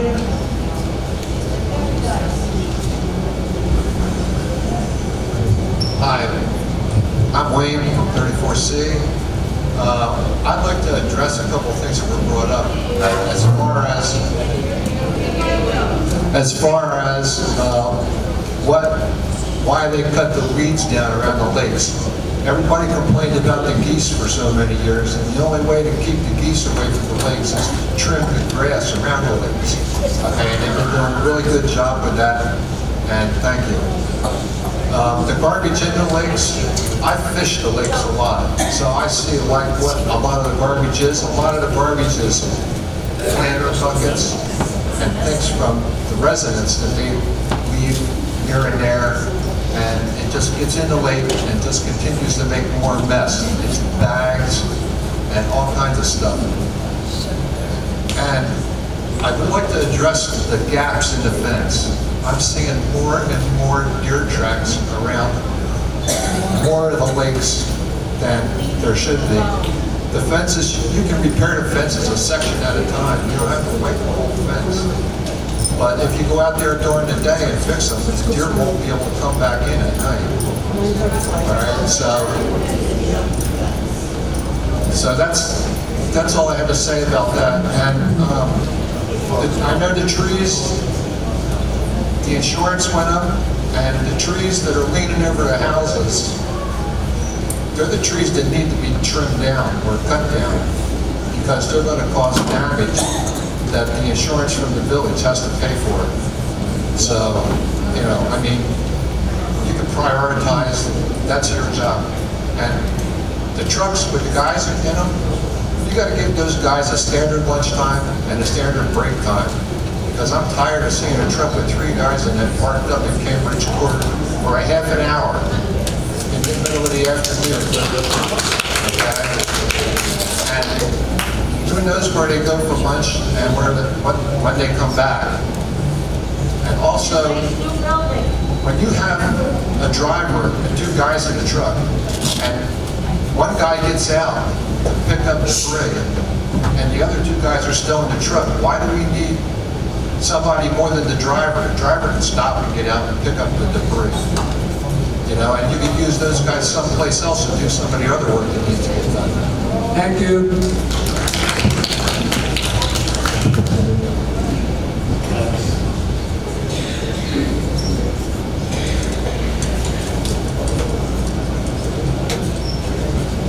Annette Fitzmaurice, 60A. This is somewhat of, I guess, a procedure question.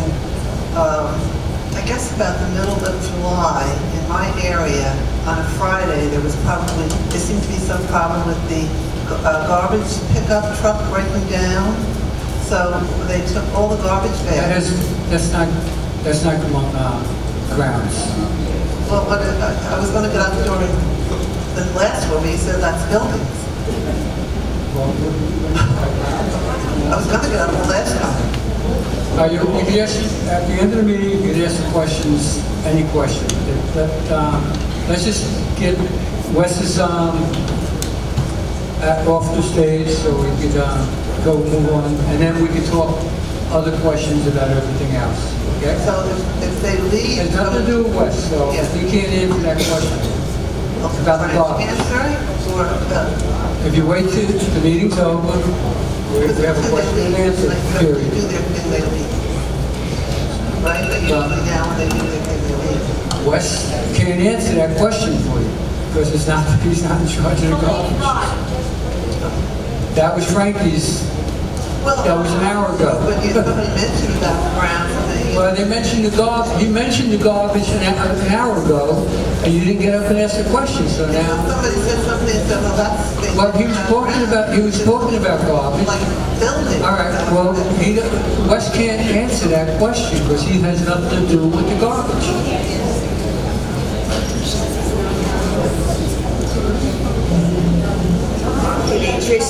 E. Chesterfield Court. I've been listening to this for an hour and a half now, and none of the questions are being answered for anything. It's the same old. Now, you board of trustees, but you're on top of the totem pole, you're on the top of the org chart, and I really feel you guys are in charge, nobody else. And you should be setting an example for everything. Why should we? Some man came up and talked about motorbikes. I don't care about motorbikes. But there's a problem. Why isn't security going around the village and making sure that everybody is in compliance with what we are paying for? I don't care about the trash man. As far as I'm concerned, we're doing all of the work. They're just coming and picking it up when they feel like it. I see that.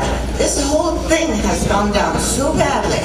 The village has really gone down. And guys, I really depend on you, this new board, to make a difference. And regardless, we need answers. And if you guys have to be honest with us and say we need a management company to come in here to do this, then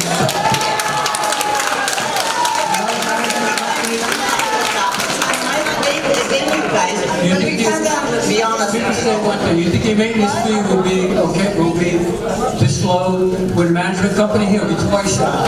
I don't care. So long as it's taken care of, then we know where we stand. Right now, it's all in the. All right, let's move on. Let's move on. Thank you, Tom, and I appreciate all you're doing. Thank you. All you do. We are talking about grounds now. Grounds? That's embarrassing.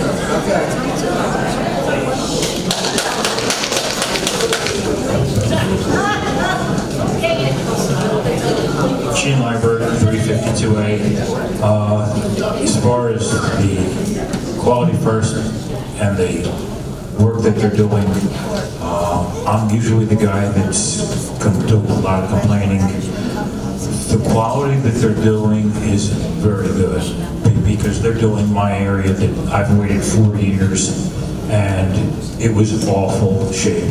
They're doing a very good job. I do have a couple of things.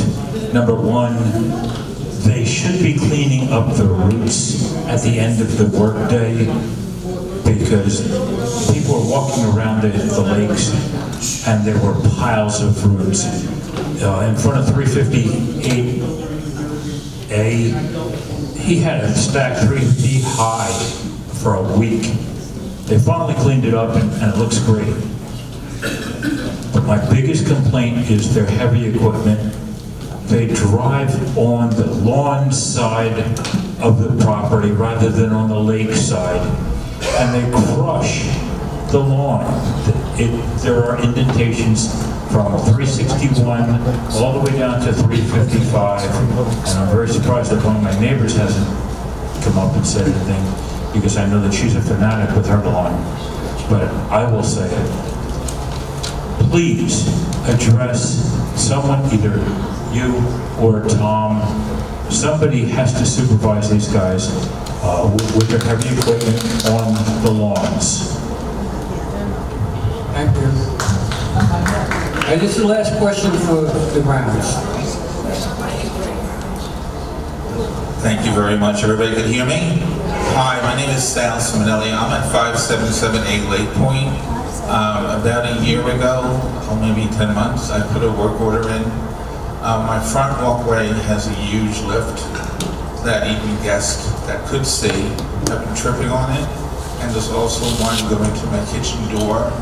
Am I asking too much to have that repaired, considering my vision impairment? I know the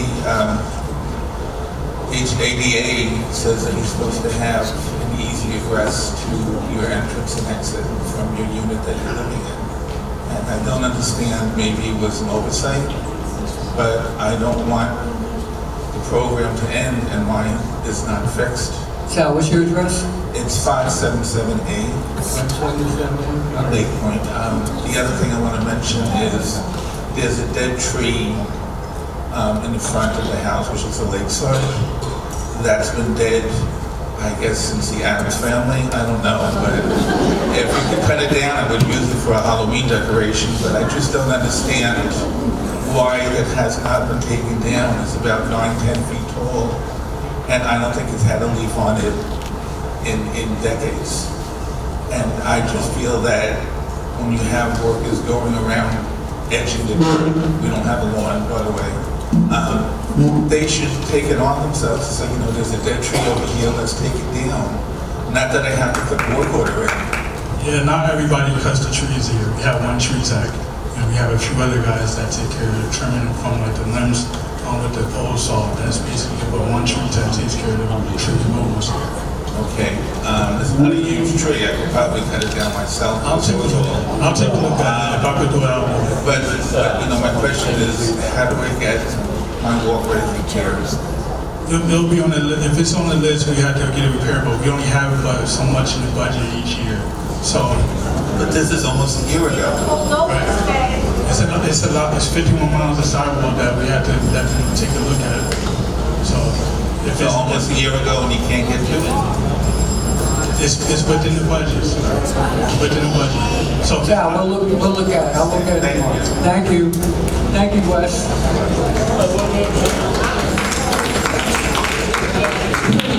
Next up, we have Mike Alea.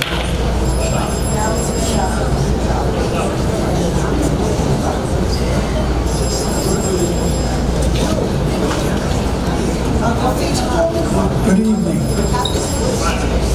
Good evening. We're busy with regular maintenance and working closely with the grounds crews, keeping equipment running and keeping parts and supplies on hand. We also go out into the field and when equipment breaks down, get them back up and running again. And now we're starting to order in supplies for the leaf equipment to get ready for the fall. And then after that, we'll be starting with the winter stuff, which will be around the corner the way how time flies. If anybody's been wondering, the last big storm we had knocked out the control for the gate, so the water codes aren't working at gate 1. So I talked with the installer, and he has to order parts for that, the printed circuit boards type of thing. Because it's not mechanical from here. When you go through there with the barcode, it goes through the internet and comes back. If it can't do that, it doesn't open. So that's the problems with that. Any questions? Any questions for Mike?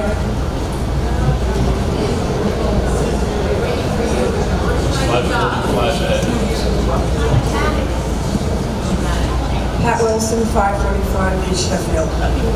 Mike, why is the gate, gate 1, constantly breaking down?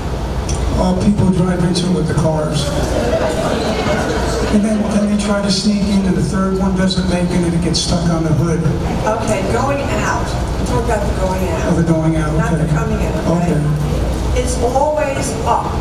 They say the wind is blowing. It does. It blows it back and forth, and then it comes down and gets jammed, and everybody gets backed up, and the guard runs out, and it's usually at night, and then it's got to break it loose. This has been going on for years. Oh, yeah. Why don't we get something else that works constantly?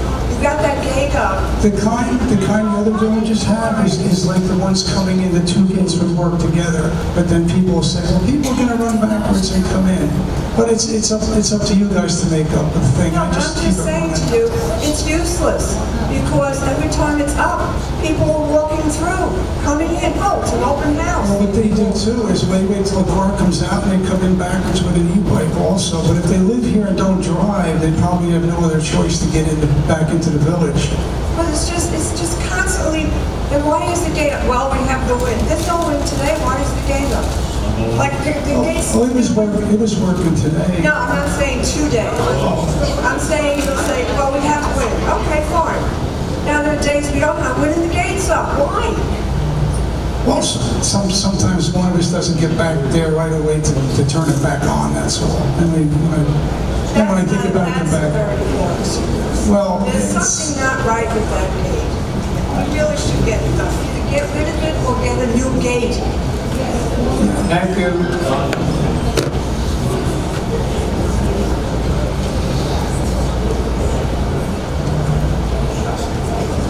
Good evening, everyone. My name is Louis Pleasant, 459A. I want to piggyback on what she said about the gate. I know coming in, I don't know if you can change the sign because it's always broken. Well, the gate should come down first before you proceed. This is just one car at a time. So I hate when somebody piggybacks off of me just to get to the gate. So you need to raise that frame or that sign. One car at a time, gate must be closed before you proceed. That's the reason why I think the gate's always broken all the time. Because people are coming through and don't let the gate come down. Oh, they're in a hurry. They don't want to follow the rules. So you need to fix that then, so that way we don't have to worry about them coming through or piggybacking off me. I use my flashes when I come through. Think that's going to let you slow up a little bit and stay back, but it doesn't seem to work. You still got my tail to come through. Thank you. It's rough. Thank you, Mike. Next up, we have John Lister, Lions. I was going to read my list here, but I'm just going to skip it and go straight to the questions. Because apparently I was going to say thank you to people here for doing their job and keeping their place clean, but apparently I did something wrong. So let's hear what you have. Let's hear your complaints about what I'm doing wrong. No, I'm ready to hear what I'm doing wrong.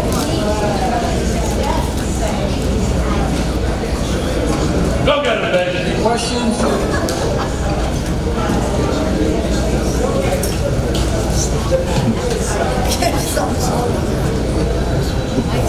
John, Dory, 334B. By all means, please read your report. We want to know what you have to say about the condition of the village and what you're doing, and Well, you guys know what I do.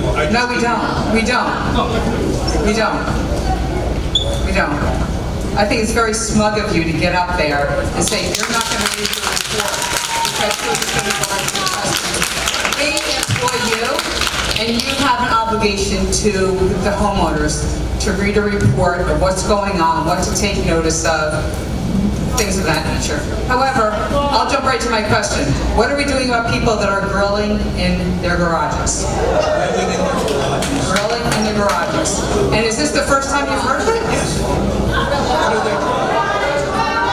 Are you living under that rock that's surveilling people with their speed limits? I thought you said drilling. People are grilling in their garages. I have one person that got a violation for grilling in his garage. They got a fine. What is the fine for that? Nothing, he got a violation, telling him to stop. That's a pretty hard, I mean, like you want to skip over your report and go right to the complaints? I want to skip right over the violation and go right to the fine. Because that can take down a whole strip of houses and possibly kill people. I'm fine with that. Okay. Make sure I report who it is. Thank you. Any more questions for John?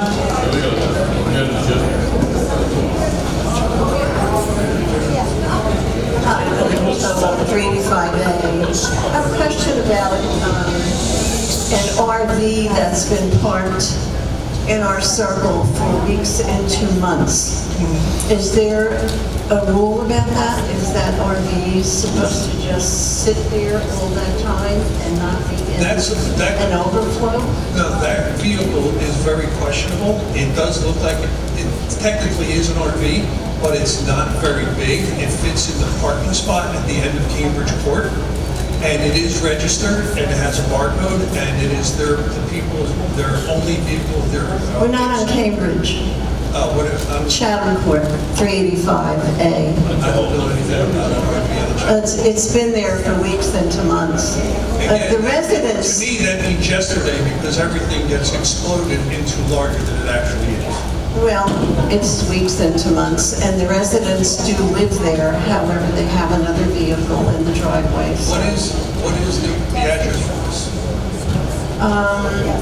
The owners are at 385C. I'm A. 385C are the owners of the RV. And now there's another resident who's parking, I'm not sure if that's going to be there, but you'll see this very, very large white vehicle. I don't know what to call it. So, what's the regulation?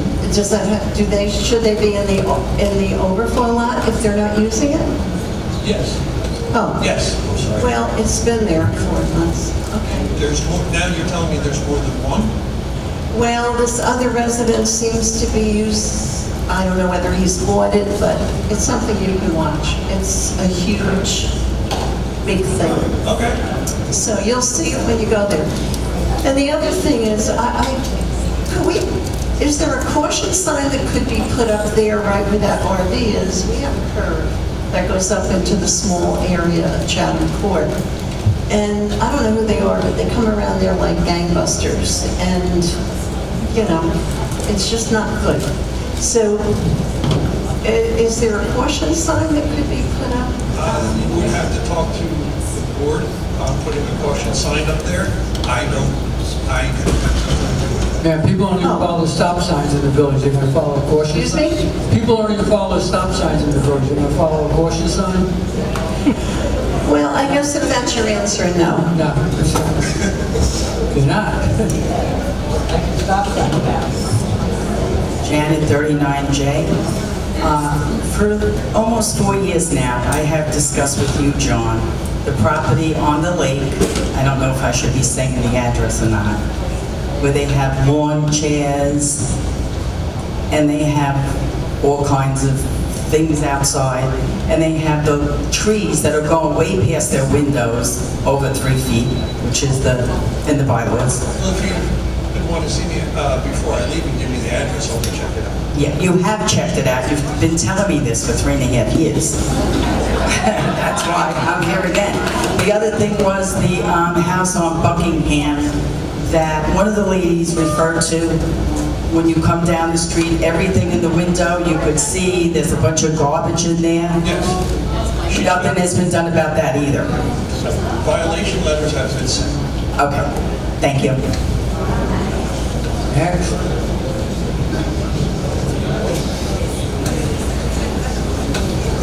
I want to apologize if I'm coming off rude. I am passionate about where I live, and I love this village. And I think it was very rude of you, honestly, and arrogant to get up here and think you didn't have to give the report because we were concerned about where we live and where we pay to live. So please forgive me if I made you feel rude or insulted for asking for answers to what I pay for, okay? The standard is what's in the bylaws, okay? And I would like for you to start walking the village with me in the little from Buckingham to Melbourne for what I see 3 days a week that I don't know what you don't see. There's an inch or whatever the inches are that you're allowed to have your shrubs grow. Somebody just said it. You don't have to be a rocket scientist to drive down this main streets and see the overgrowth over the gutters. It's the standard, right? And the standard is what we set in our bylaws, John. And it's a matter of, now I'm going to ask, what happens after these warnings go out? By me, it's an owner who rents. If it doesn't get taken care of by their violations, then it goes on Wes's cut list, and Wes goes and takes care of the yard, and it gets charged to the unit. So apparently we're not doing this. Clearly we're not, because there's too many buildings, houses, units that they're not in compliance. And as I said to you, and I'll say it again, I bought the hedge cutter, and my neighbor and I went out and cleaned this owner who's making a profit in our village while we're living in his filth, and the cat urine was too much for me to smell. Sorry, John. And I don't know where you're talking about. I have you on my ring camera coming, so you should know. Okay, I don't know. So I don't mean to be disrespectful, but all I'm saying is the standard is what we lost, and when we just pick it back up. Again, I've gone through almost all of Leisure Village. Can you take a walk with me just for an hour? And I'll be more than happy to show you maybe 30 units. And I'll explain to you what I look for. Yes. Okay, thank you. I'll reach out to you directly, because I don't want to be disrespectful. I'm saying the standard is disgusting. Where I walk and live, it's like the forgotten little backside of the main street. Since I walked in here, I've heard everybody couldn't wait for me to get up here and get going at what I do, so. But you really still should have given us the report. Yeah, I just get right to the question. But you should have given us the report, because it seemed like you were just being smug with us. I'm not here to offend you, and I don't think anybody wants to, but please understand, we're here, we live here, we love it, we pay for it, and this is what this is for. It's not for you to get up and say, I don't have to give you a report. I'm not saying I don't have to. I just chose not to and skip straight to your questions. Thank you. I'll reach out. Sorry. Catherine Coleman, I don't know if I understand what you're doing, but 4598 Portsmouth. Yeah, John, the thing is, okay, so my question is John hired to do this job, or do we vote him in too? No, he's hired. Okay, so now if he feels like he doesn't want to give a report because he doesn't feel like it, or he feels like he wants to just give us excuses about, they'll get a paper and if they can do it, because that's all the time. We spoke to them and we'll send out a notice and nothing gets done. So then why are you still hiring him? Why isn't he get someone who's going to do the job? He doesn't even answer the phone, ever. It's always a voicemail, John, when we talk. We will discuss that. Well, we're discussing it now, because this is what the meeting is for, to discuss things, so we can all take a vote on it and have it done, or talk about it. It's not just to say we're gonna come back all the time. That's why we're here. We came out of our house to come here and get something done. All this is about passing the buck all the time, giving us, we'll take it next time, we'll take it next time. That's what we're tired of. And that's why we're tired of our pay. We wouldn't mind paying our dues if we're gonna get some answers and we're gonna get some help, instead of giving excuses. We're tired of excuses, okay? So if he is hired, in the last 3 years or so, I know that I've been calling and getting voicemail. And now we had an issue a month or so ago where the people were parking over the line on one side and on the other side of a renter's place and blocking of us in the cul-de-sac from getting out. Okay, we couldn't get anything done because it's the weekend. Who do you call then on the weekend? The compliance is not answering as usual, and the gate people say they have nothing to do with it. I don't know who you should call. If there's an emergency like that, because as residents or owners, we shouldn't have to talk to another neighbor and get into a fight about what they shouldn't be doing. We should have compliance there all the time, making sure people are complying, even on the weekends. You're right. Because we shouldn't have to fight or argue or even speak to someone. That's why we have a compliance officer to speak to them, and if they don't do it, to fine them. When you take enough money out of their pocket, then maybe they'll stop it. But you're saying we gave them a letter and that's it. Okay? And if you talk to the people who are renting and they don't do it, then you should speak to the owner and tell the owner that they need to straighten out their tenants. It does go to the owner and it goes... Well, the owner said that compliance and the association said that we should talk to you to get proof that we called, so that the owners, because the neighbors are getting into it with this person that's doing all this parking. But the bottom line is, you're not giving your service to us, John, and the fact that you say you don't feel like giving a report, what the heck is that? And you just gonna allow that? We will discuss it with John. I apologize. He said he doesn't feel like giving a report. That's what I just heard. But maybe I just came back in. We'll talk to John about it. The point is, you need to not just you need to answer the phone sometimes. Say hello, let us know you're still there, not just a voicemail, and get this job done. Or else then you need to fire him and get another person who's going to comply for us.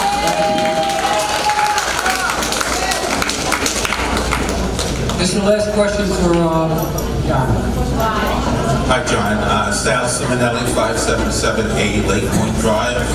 I got home from the Seeing Eye. I was blessed to have a Seeing Eye dog, and I was taking him in front of my house to go on the walkway, and I almost got clipped by an e-bike going really, really fast.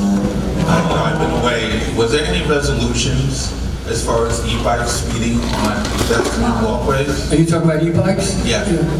Yes, there is. So we're going to start a committee on that. I have to get to it. It's supposed to be on the road. It can't be on the sidewalk. Was this on the sidewalk or on the road? It was right in front of my house. And, if I'm sitting on the front of the house, I still see them zoom by. And the problem is, they're so quiet and they go so fast, by the time it's in front of me or in back of me, it's going to hit me and the dog. And I don't think that's fair. No, they should be on the street.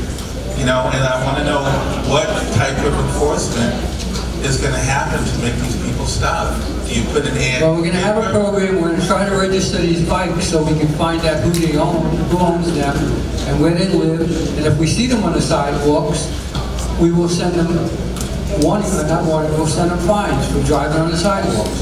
Okay, I hope it happens sooner than later. Well, we're trying to get this program working, so. One more question, that's it. Sharon Wagner, 684 Plymouth Drive. John, I actually think I deserve some of your paycheck because, even again this weekend, right? I don't want to to get up here and be angry. I think a lot of people in this room and a lot of people at home are extremely frustrated like I am. And when I get like that, I get extremely angry. You know, I promoted a lot of the new trustees on my page, and a lot of people listened and they voted them in. And, you know, I'm grateful for Tom and I'm grateful for Sue, because especially these past few months since the election, every time I have reached out to them, they have come out and addressed the situation personally. I mean, get in their car, drive over, take care of it. There's clearly a huge gap in here. And I think, like, every trustee should take this home tonight, and every single person in this room, that, like, we could change this. There's some type of a gap between when John gets a report, there's never any follow-up. And, you know, I blame our manager for this. He makes an insane amount of money, which we don't really know what that is. We don't know what perks he has in his contract. But I'm just so disgusted that, like, you know, when you see John on the street and you ask him, hey, what happened about this? Well, I don't know. The board never follows up with me. It's always like the blame game. There's like, just, and I'm not understanding why there's not like an oversight committee. Like, someplace for me, I tried to volunteer to help with the e-bike situation. I presented my case for a dog park, which might have happened. It was looking pretty good, right? And what happened? I got disgusted and I pulled myself away from it. Because, no, you know what, Tom? This needs to be said, because this is a huge problem. Catherine's right. There's never any answers.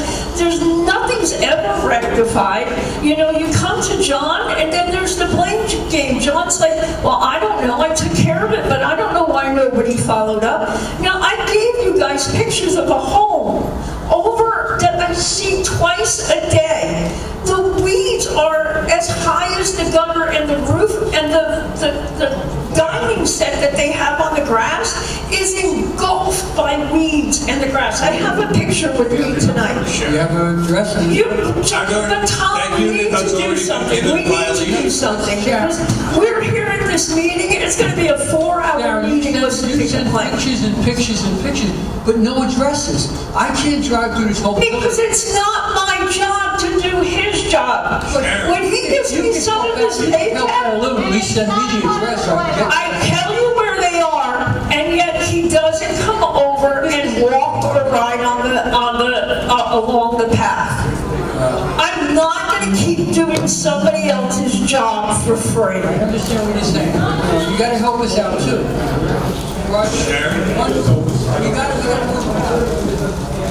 Hang on. I was at the unit. It has a violation. I'm going back there, I think Tuesday or Wednesday, to give it a second violation for a follow-up. And then they get 21 more days to get it taken care of.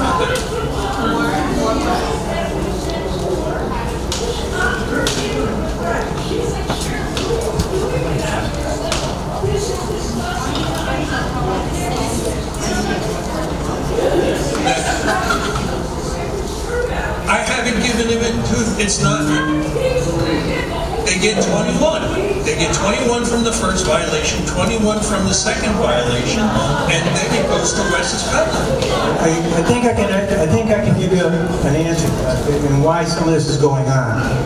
My name is Roger Adams. I'm with the Quality of Life. I live at 538 Portsmouth, East Portsmouth.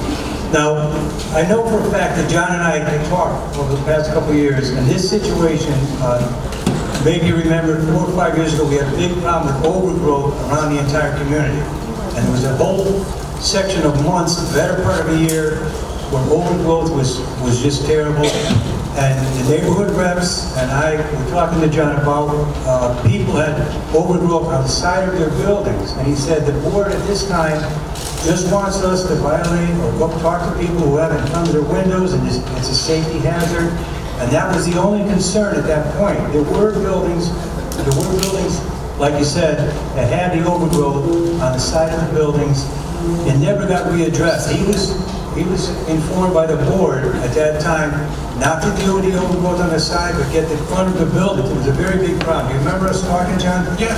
Now, we trade back and forth emails on some of the situations, and some very valid points here tonight. And we want to get things right and find answers to the problem. That's what's going on. I think this is a misunderstanding from a few years ago, and there are some buildings that need attention. We do need to look into it.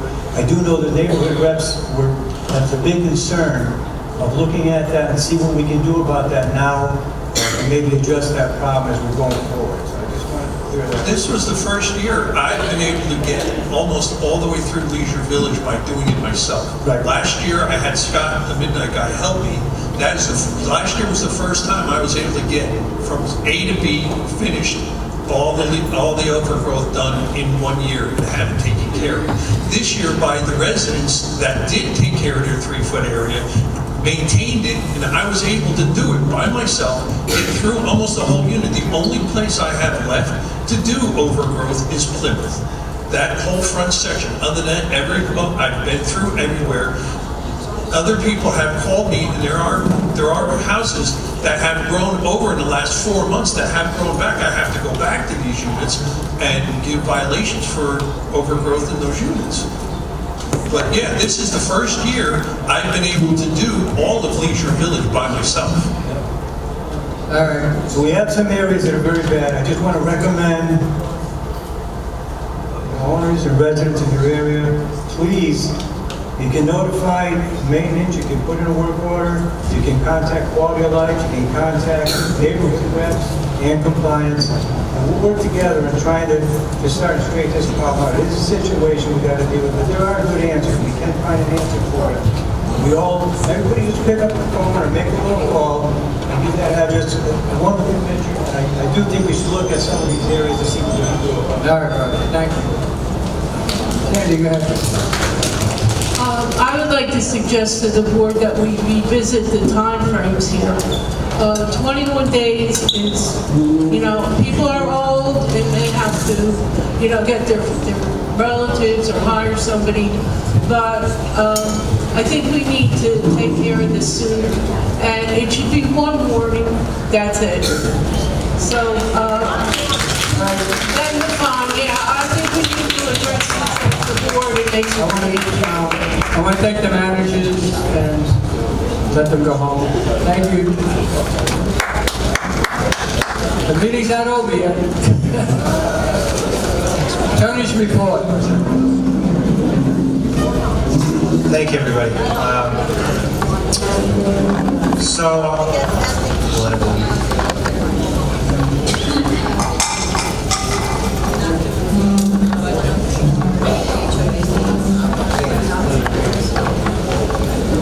All right, so at my last meeting, I discussed that the board is looking to update its bylaws, basically consolidate all of the prior year's amendments to the bylaws and make sure they're up to date on all of the recent regulations and laws that have come into effect. You've probably all heard about the Bradford regulations from 2019, 2020, and all the various things that have flowed from that, and some of the new cases that have come down as far as ownership interest, and who can actually own in an age-restricted community and what the association can actually do to limit that. So I presented the updated bylaws to the board in June. It's very dense. There's a lot to it, as you can imagine, and they're going through it. And so at some point, I'm sure I'll be updating the membership as to the status of that and where we are and what's necessary to approve these updated bylaws. This is going to be a few months. This is going to be a process. It's not going to happen at the next meeting, I'll tell you that. Otherwise, we've been actively engaging in collections. So for April, May, June, our firm has collected $51,458.40 in past due maintenance fees. We're going to continue that, obviously, so that means that if owners don't pay, it gets sent to our office, they get a collection letter, a lien, and possible foreclosure on their unit for unpaid maintenance fees. That's the typical process that we go through. Obviously, there's a lot of variations, a lot of things happen, every account is different, but that's what we're doing on our end for collections. That's all I have for my report. Thanks. Thank you, Greg. Any questions for Greg? Greg, I just want to know, when you're saying you're updating bylaws, are there any bylaws that are being removed? You mean full sections being removed? Well, like for instance, Sandy Accomando trustee wanted to change that bylaw pertaining to term limits for trustees, right? And we got to vote on that. So I'm just wondering, like, if you're updating bylaws, can you remove a bylaw without our vote? You can remove a bylaw if it conflicts with state law. So that, for that example, I'll tell you, obviously, just because I know, that you can't have term limits anymore for trustees. So the only qualification to be nominated to be a candidate is to be a member in good standing. So a lot of associations that have term limits, occupancy requirements, things like that, it's no longer valid. So in that sense, that would be modified to comply with state law. If state law changes, your bylaws will change with it. So moving forward, there'll be no bylaw pertaining to term limits, is that what you're saying? If the law remains the same, this is all subject to the association, their review, but yeah, that's correct. Okay, thank you. Hi, Pat Wilson. At every quarterly meeting, I was mentioned to you about... Can't hear you, Pat. At every quarterly meeting, I've mentioned to you, asked you the question how Lakewood is doing with the money that they owe us. You told me you switched it over to another company, another attorneys. I've never had that case, so there was no switching over. Well, that's what you said. You said you're not handling it. I'm not handling it. Right. From the inception of that lawsuit, another firm, Ansel Grimm, has been handling that. All right. My firm has not handled that case. So how do we find out if we're getting our money from them? When is it going to happen? When do they let us know? They owe us a lot of money. Yeah, I don't know if that's been resolved or not. What I can do, when this is done, I can just let you know where it is on the docket as far as the discovery ending. Because the last thing that we had here, and I'll just give you from the last report, was that the township was not turning over certain documents to the association. The association had to file several motions to try to compel them to turn over the documents. This is probably a few months back. Since then, my understanding is those documents have been turned over. I do not know if there's been any, I don't believe that there's been any resolution to it, but I can look to see if there's been a stipulation of settlement or something filed. I'm not sure if Tom is aware of anything. But how come that we need money and nobody is getting in touch with these people to find out when we're going to get our money? This has been going on for years, 5 years. You're right. Litigation can unfortunately be lengthy. Then you mentioned to me that it was in the court. It is in the court. No, it was in the court. Pat, he's not the attorney involved with this case, so he's not going to know any answers for it. But I'm asking him. He was the attorney. He said after the meeting, he will show you the document where it's... Okay, let me answer the question. No. I'm just concerned that Lakewood owes us a lot of money for 5 years. Now, who is getting in touch? Is Tom doing it? Somebody has to be getting in touch with these people to give us our money. So it's in the courts. So the way it will be handled is through the courts. So it's either going to go to trial or it's going to be settled. I imagine it's a bench trial, so it's not a jury trial for this type of lawsuit. Usually it's a judge will hear it. I'm not the attorney on it, but it's going to go through the courts. The last time I checked, the discovery end date, I think, was out until like November. So, yeah, unfortunately, if certain parties don't turn over documents, you have to file motions, you have to compel. These things take a while. When you get the documents, probably a lot of them, they have to comb through and come up with them. We should be dead by the time this money comes in. We need this money. I think your position is one of the association. Right. Yes, as an owner, we have a No right to know disagreement. what's happening with this money. Right. And nobody is, I'm the one's getting up and asking you guys, and nobody's following through on it. There's nothing to follow through. It's the court case, right? And I'm telling you that we agree with your position. Okay, when you come to who's ever handling this, can they be at one of our meetings to give us information what's happening with this? I mean, it's common sense. We should have a right to know. This is money that Lakewood owes us. For years, it's over 5 years, and we're not getting a penny. The head coach, you agree? Okay. Agreed. So pass it on. I haven't disagreed with anything you said. Okay, I agree with me, but this is not your job, it's their job. Pat, it's in the court system. I can't go to a judge and say, solve this case. But you can let us know what's happening. We don't know anything. So do something. Right. So I've been trying to tell you along the way kind of where it is in the case. Yeah. There's been questions. Nothing's happening. Right. And my response has been the same. Right. Yeah. And we're waiting for It's all documents. required is going on 7 years now, and nothing has changed. And we're still not getting Lakewood's money. People ask for interest.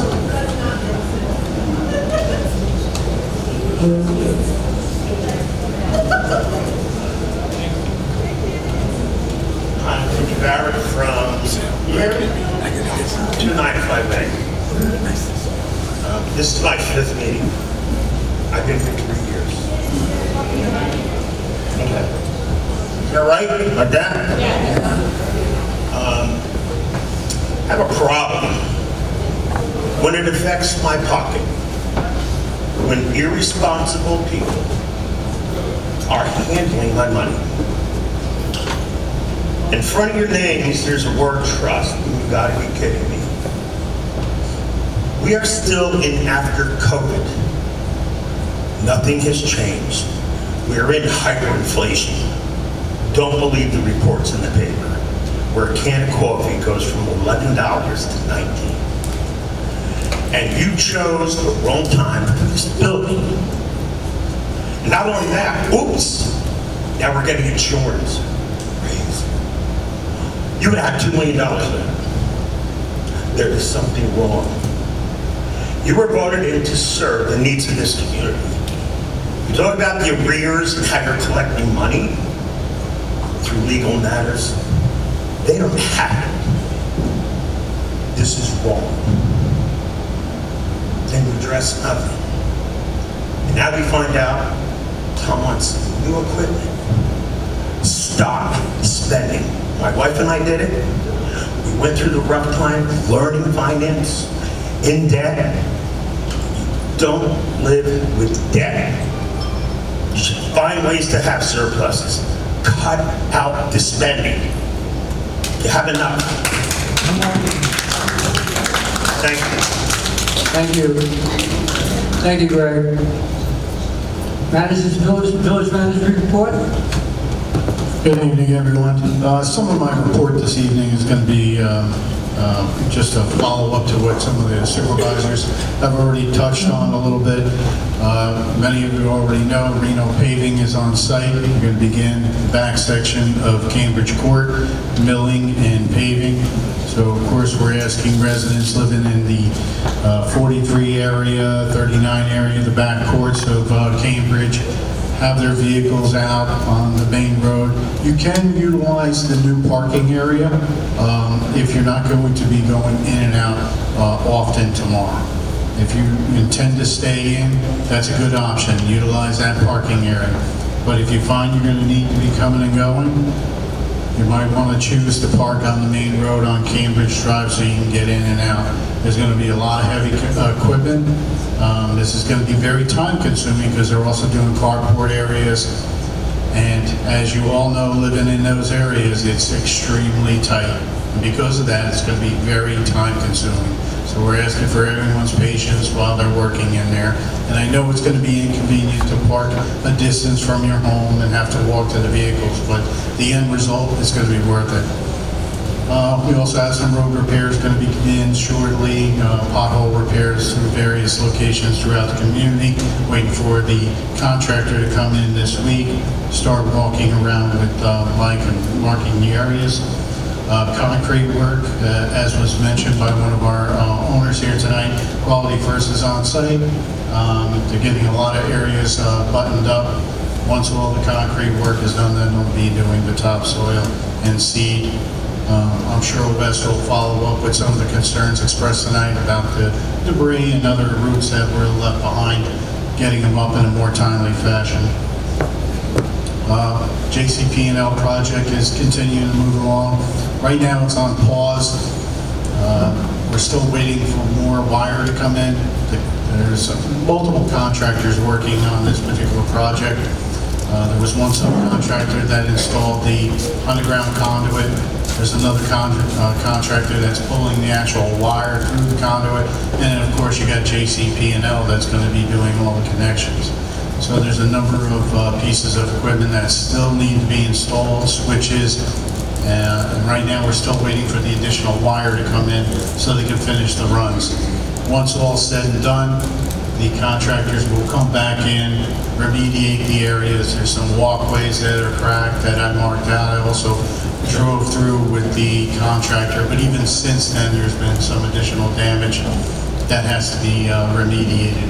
So the contractor I'm working with right now is just only one of the subcontractors, but gave us assurances that an additional application of seeding will be done. This is going to happen more towards the end of September as we get towards October, where it's more seasonable to be doing that type of work, and probably the best to get the better results in the seed germination. The seeding they did about a month ago was basically only to help stabilize the area. We knew that there was going to be challenges during the summer months in getting that the weed to germinate, or the seed to germinate. There's a lot of competition between the weeds that are already coming up, the summer weeds, and et cetera, but dealing with the lack of rainfall and only a certain amount of irrigation running. So continue to work with those contractors. They're hopeful that the whole project should be completed by the end of summer, and then once we get into the fall months, we get the remediation process going. Lake Tudor, as we talked about, we're still waiting for the underground survey and the actual recommendations from the engineer. Soft wash program is proceeding along, as Frank mentioned, currently working in the area of Cambridge Court. I know Mike spoke about it a little bit. We're having some issues with Gate 1. We're also having issues here in Dorchester Hall. So last week we had a significant storm come through, a lot of electrical activity.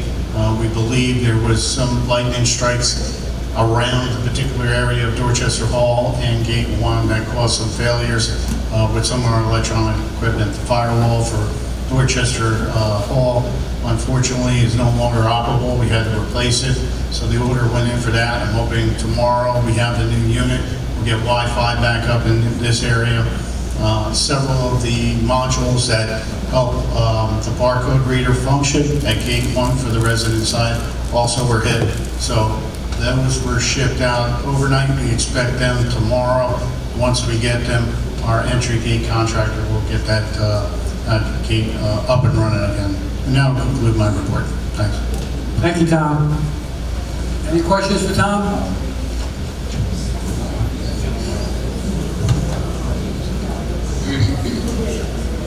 Gene Library, 352A. In regards to the electrical work, once the contractors are done, once JCP&L hooks up the new boxes, at what point are they going to start working on the lights that have been out for a year and a half?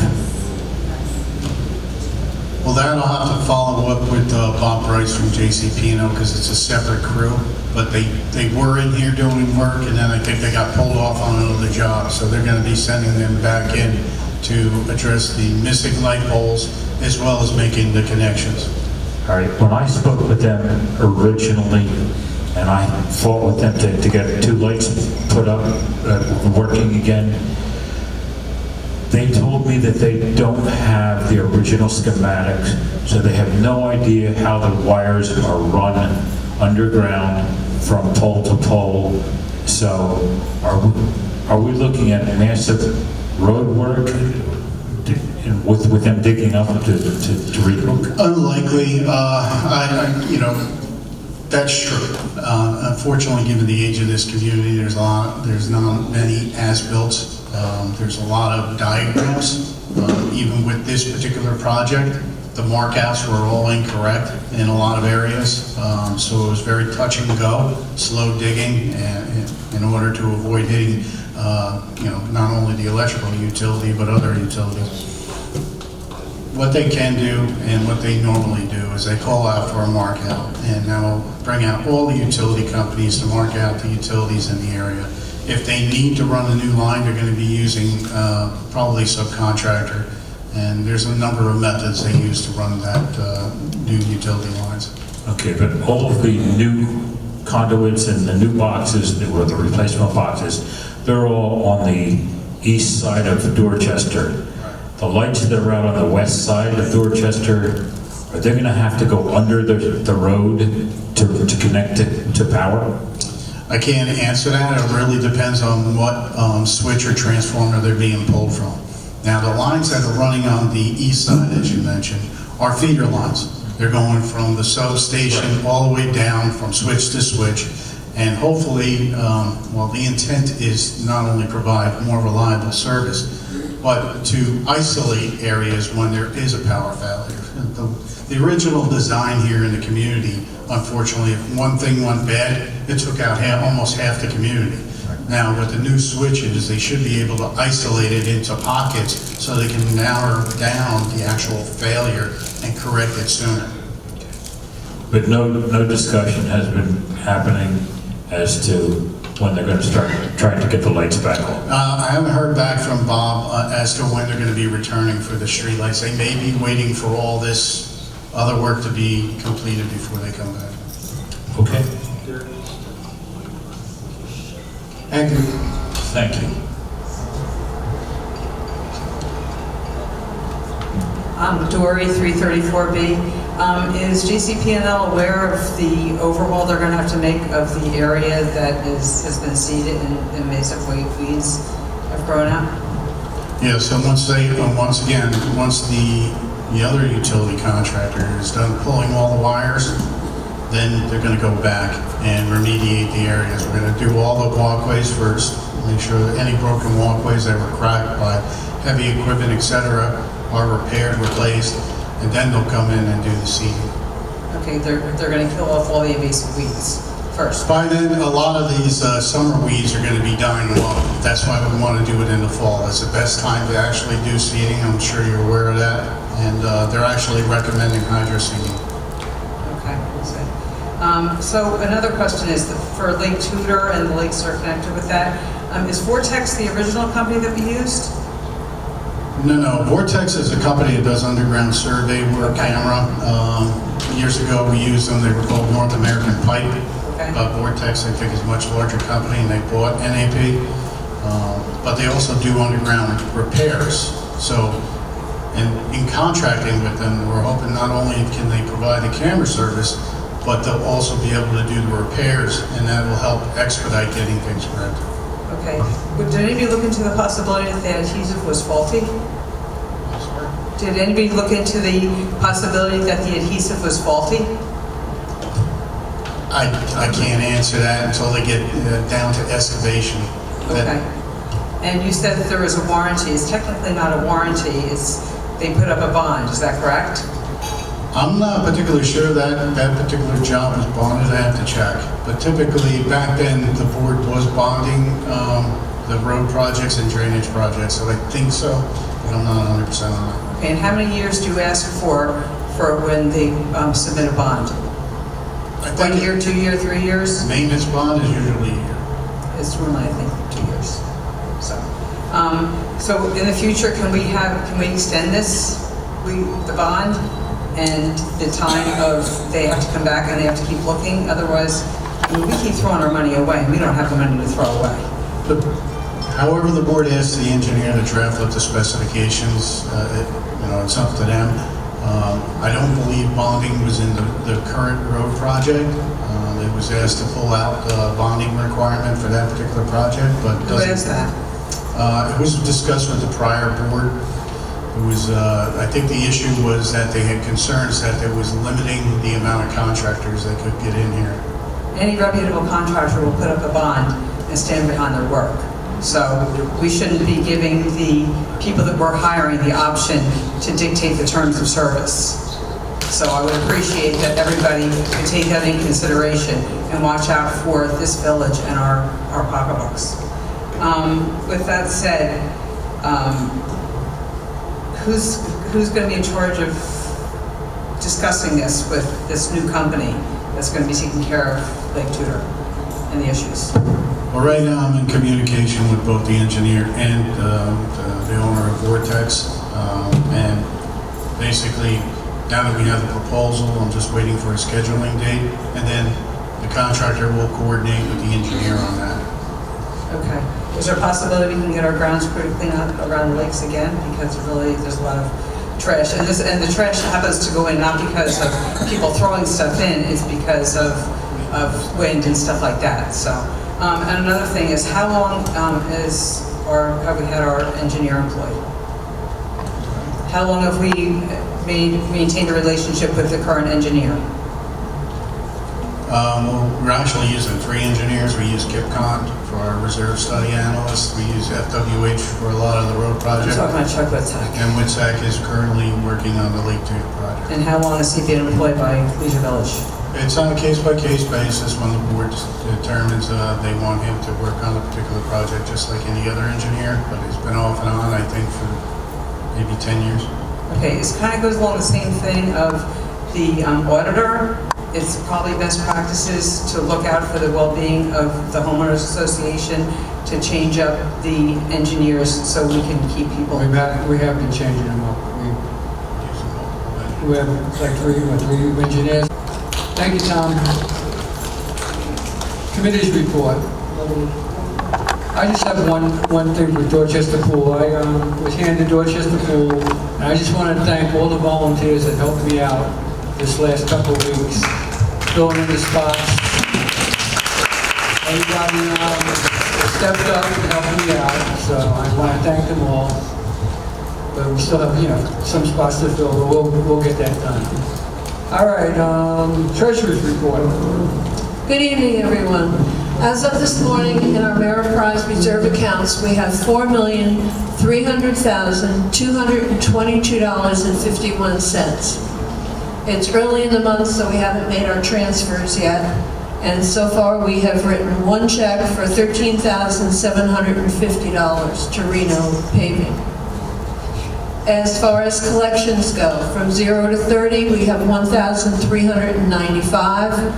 31 to 60, 341. 61 plus is 107. That's a total of 1,843, of which 51 of those accounts are with our attorney.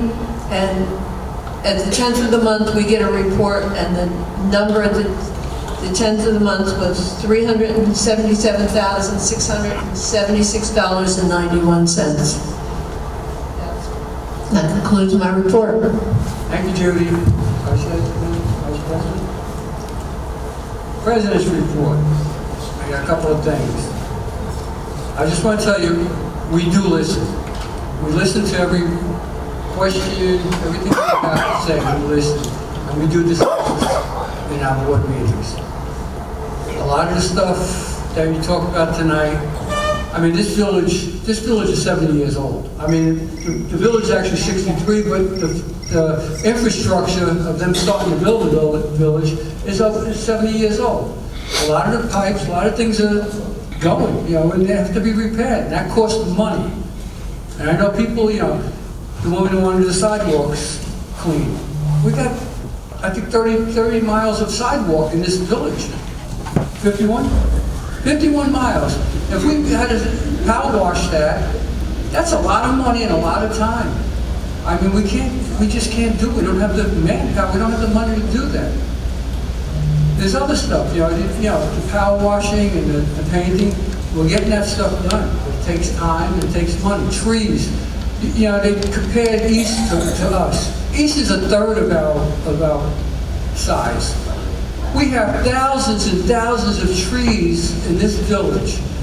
Some of them are bad, and we have a budget, and the budget doesn't, it's not enough to do all this work.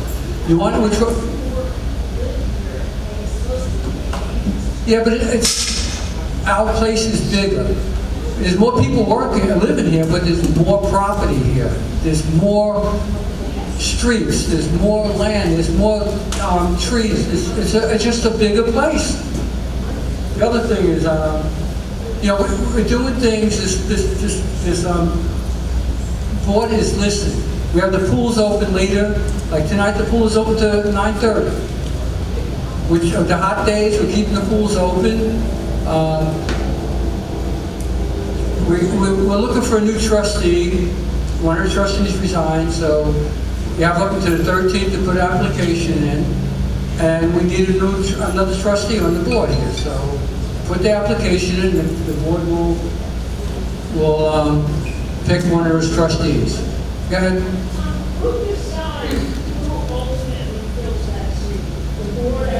The board will vote on it. Yeah, just talk louder.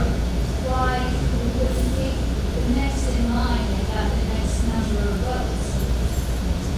Instead of going through. Well, I think we could do that, but first of all, one of the people said they didn't want to run again. They didn't want to be on the board. And we're gonna give that person, the next person who is in line, we're gonna give them the application. She will be on the, if she wants to run, she would be interviewed. So, we will listen to her. The other thing is, the 13th, you have to pass the form in by the 13th. So, that concludes my report.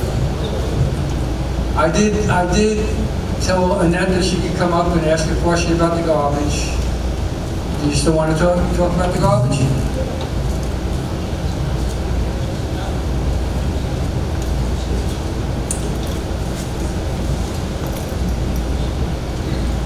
We do have 2 programs in the village that you can get these questions answered quicker. We have the safety and security, which last month there were 6 people at the meeting, and the neighborhood rep. Those 2 programs, you can get these things answered and probably fixed instead of waiting a whole 4 months or 3 months to get it asked and fixed. So come to those meetings and you can ask the same question you're asking tonight. Go ahead. Annette Fitzmar, 60A. Number 1, this is probably the first 8 weeks after 11 years that I haven't gone to the regime rep meetings because I have something to do on Fridays these past 2 months. I'm always out of the meeting. Safety, security, these meetings. Okay. Before I mention about the garbage, one question to Tom. I know my area. Speak up. Can't hear you. Okay. My area, 60 to 63, I think we're scheduled to have the road done. When will we know? Because if I want to have something done in my place, and then they're going to do the road, and the guys are parked down on Buckingham, carting stuff up to be done in my place, is there some heads up as to when I Well, can schedule? a lot of the construction, as you know, especially for this year, is very large areas. York Court, Cambridge, Edinburgh. Yeah, well, I want to know, I know Cambridge, just an idea of about when, because you I'm said. trying to get to that. So the only way I can get you an exact schedule is if they start completing some of these areas when they're moving along. And a lot of it's weather dependent. But when we get closer to having the contractor in your area, we will notify you. Well, anyway, it's also with the it's like the process. So in my area, 60 to 63, back in the middle of July, there was on a Friday, because a garbage picked up on Friday. There was a problem with the trash, the waste management, something broke down on them. And so they had to pile all the garbage. So when I went out that Friday morning, the bags were all piled up in the corner. And when I came back, the bags were gone, but there was something broke open from the bag. Either it broke open when they picked it up or dragged it, or made animals or birds or something like that. So that was 3:15. I called through to Shirley. I left a voicemail message. So that was Friday. The whole weekend it was there. And then Monday, and then that same day, 3 other people in my area called to say somebody could come back. The trash people or the guys from here. So the story is about 3 weeks later, on a Friday, I'm going out again. It's still there. Some of it was removed because the guys had blown the grass cuttings, blew some of it away, but not all of it. So I'm going out on Friday, 3 weeks later, and the guys that come on Friday to sweep, they were coming up, they were going past it. So I came back and I asked them, could they clean it up? So is there some type of debate between the garbage is left, if the trash people, because my call showed her Tuesday, she said she would call the trash people, or the guys from here come back and clean up. Because I have pictures on my phone, I can show you what it was like for like 3 weeks. Is there some process, or is there a contest of who gets the clean water, or what? No, it should be the contract going back to clean it up, and I'll follow up on that. I was aware. It should be who the waste management comes back and sweeps it up? They have brooms on their truck. Yeah, that's what somebody said. They asked, why and everything too. So I guess they answered. All right, that was the only other thing I wanted to ask.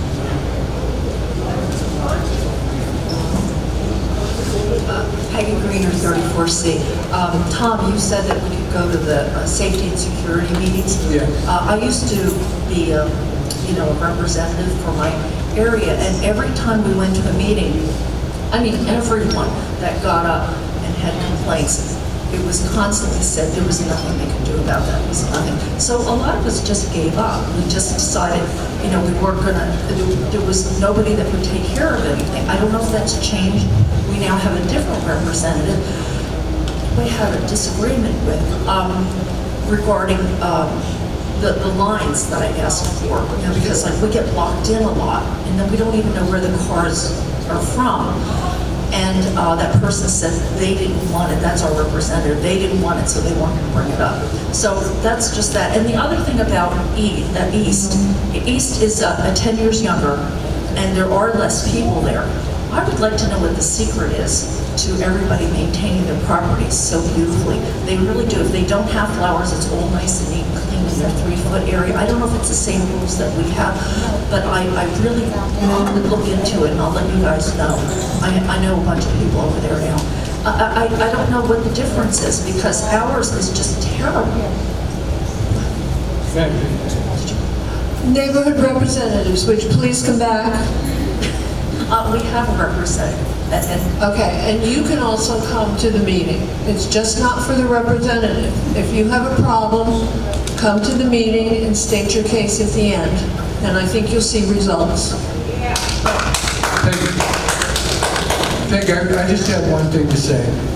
People may not like what I'm going to say, but there are people in here that just don't care about this village. They throw garbage out their windows, and we can't police this. It's hard to police it. If somebody sees somebody throw something out there, get their license plate number, and they will be fined. I was driving down on Buckingham the other day. There's a garbage bag in the middle of the road. What person does that where they live? I don't care if you're an alcoholic, I don't care. But if you want to take your bottle, bring it home, throw it in the garbage. Don't throw it out the window. There's people here just don't care about their village. They don't care. And it's hard for us to monitor this. Well, but there must be something different over at East, because I'm telling you, I know a bunch of people over there now, and I've driven to different areas, and I can't believe even the one-bedroom places are terrible from the outside. They're also like, oh my God, why doesn't ours look like this? We're trying to get it that way, but it's a bigger place, and we'll get there. We're a bigger place, but we also have another 1,000 people paying maintenance fees than we do. So that should make up the difference. I know that we're bigger, but we also have more people paying into it. So I know they're smaller. But, I'm telling you, I never see garbage on the street. I understand. We have a lot of problems. We do have a lot of problems. Yeah, we do. And we're working on it. Maybe because it's so big. All right, I'd like to adjourn this meeting. The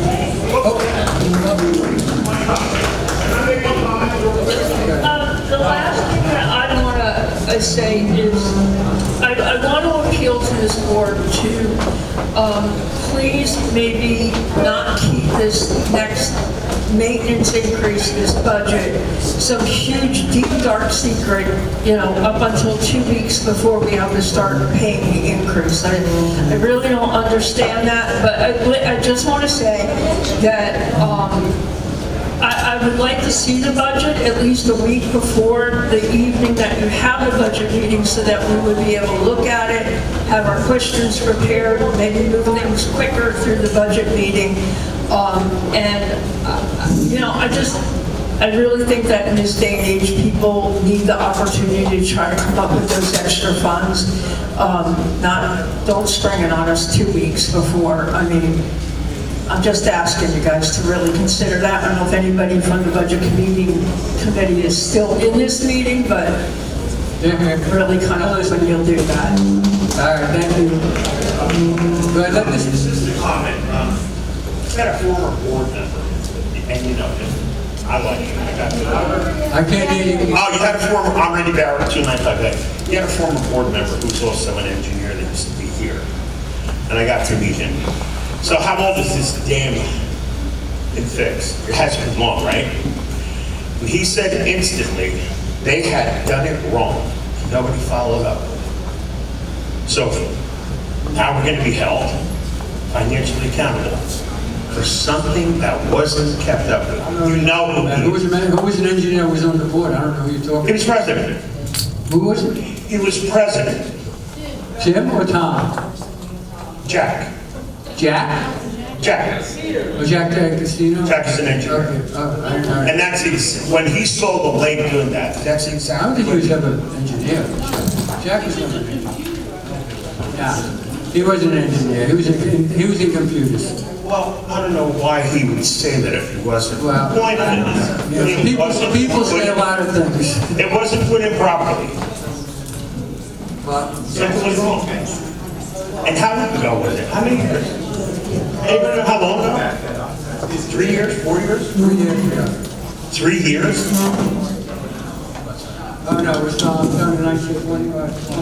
2021. It was done 4 years ago. 4 years.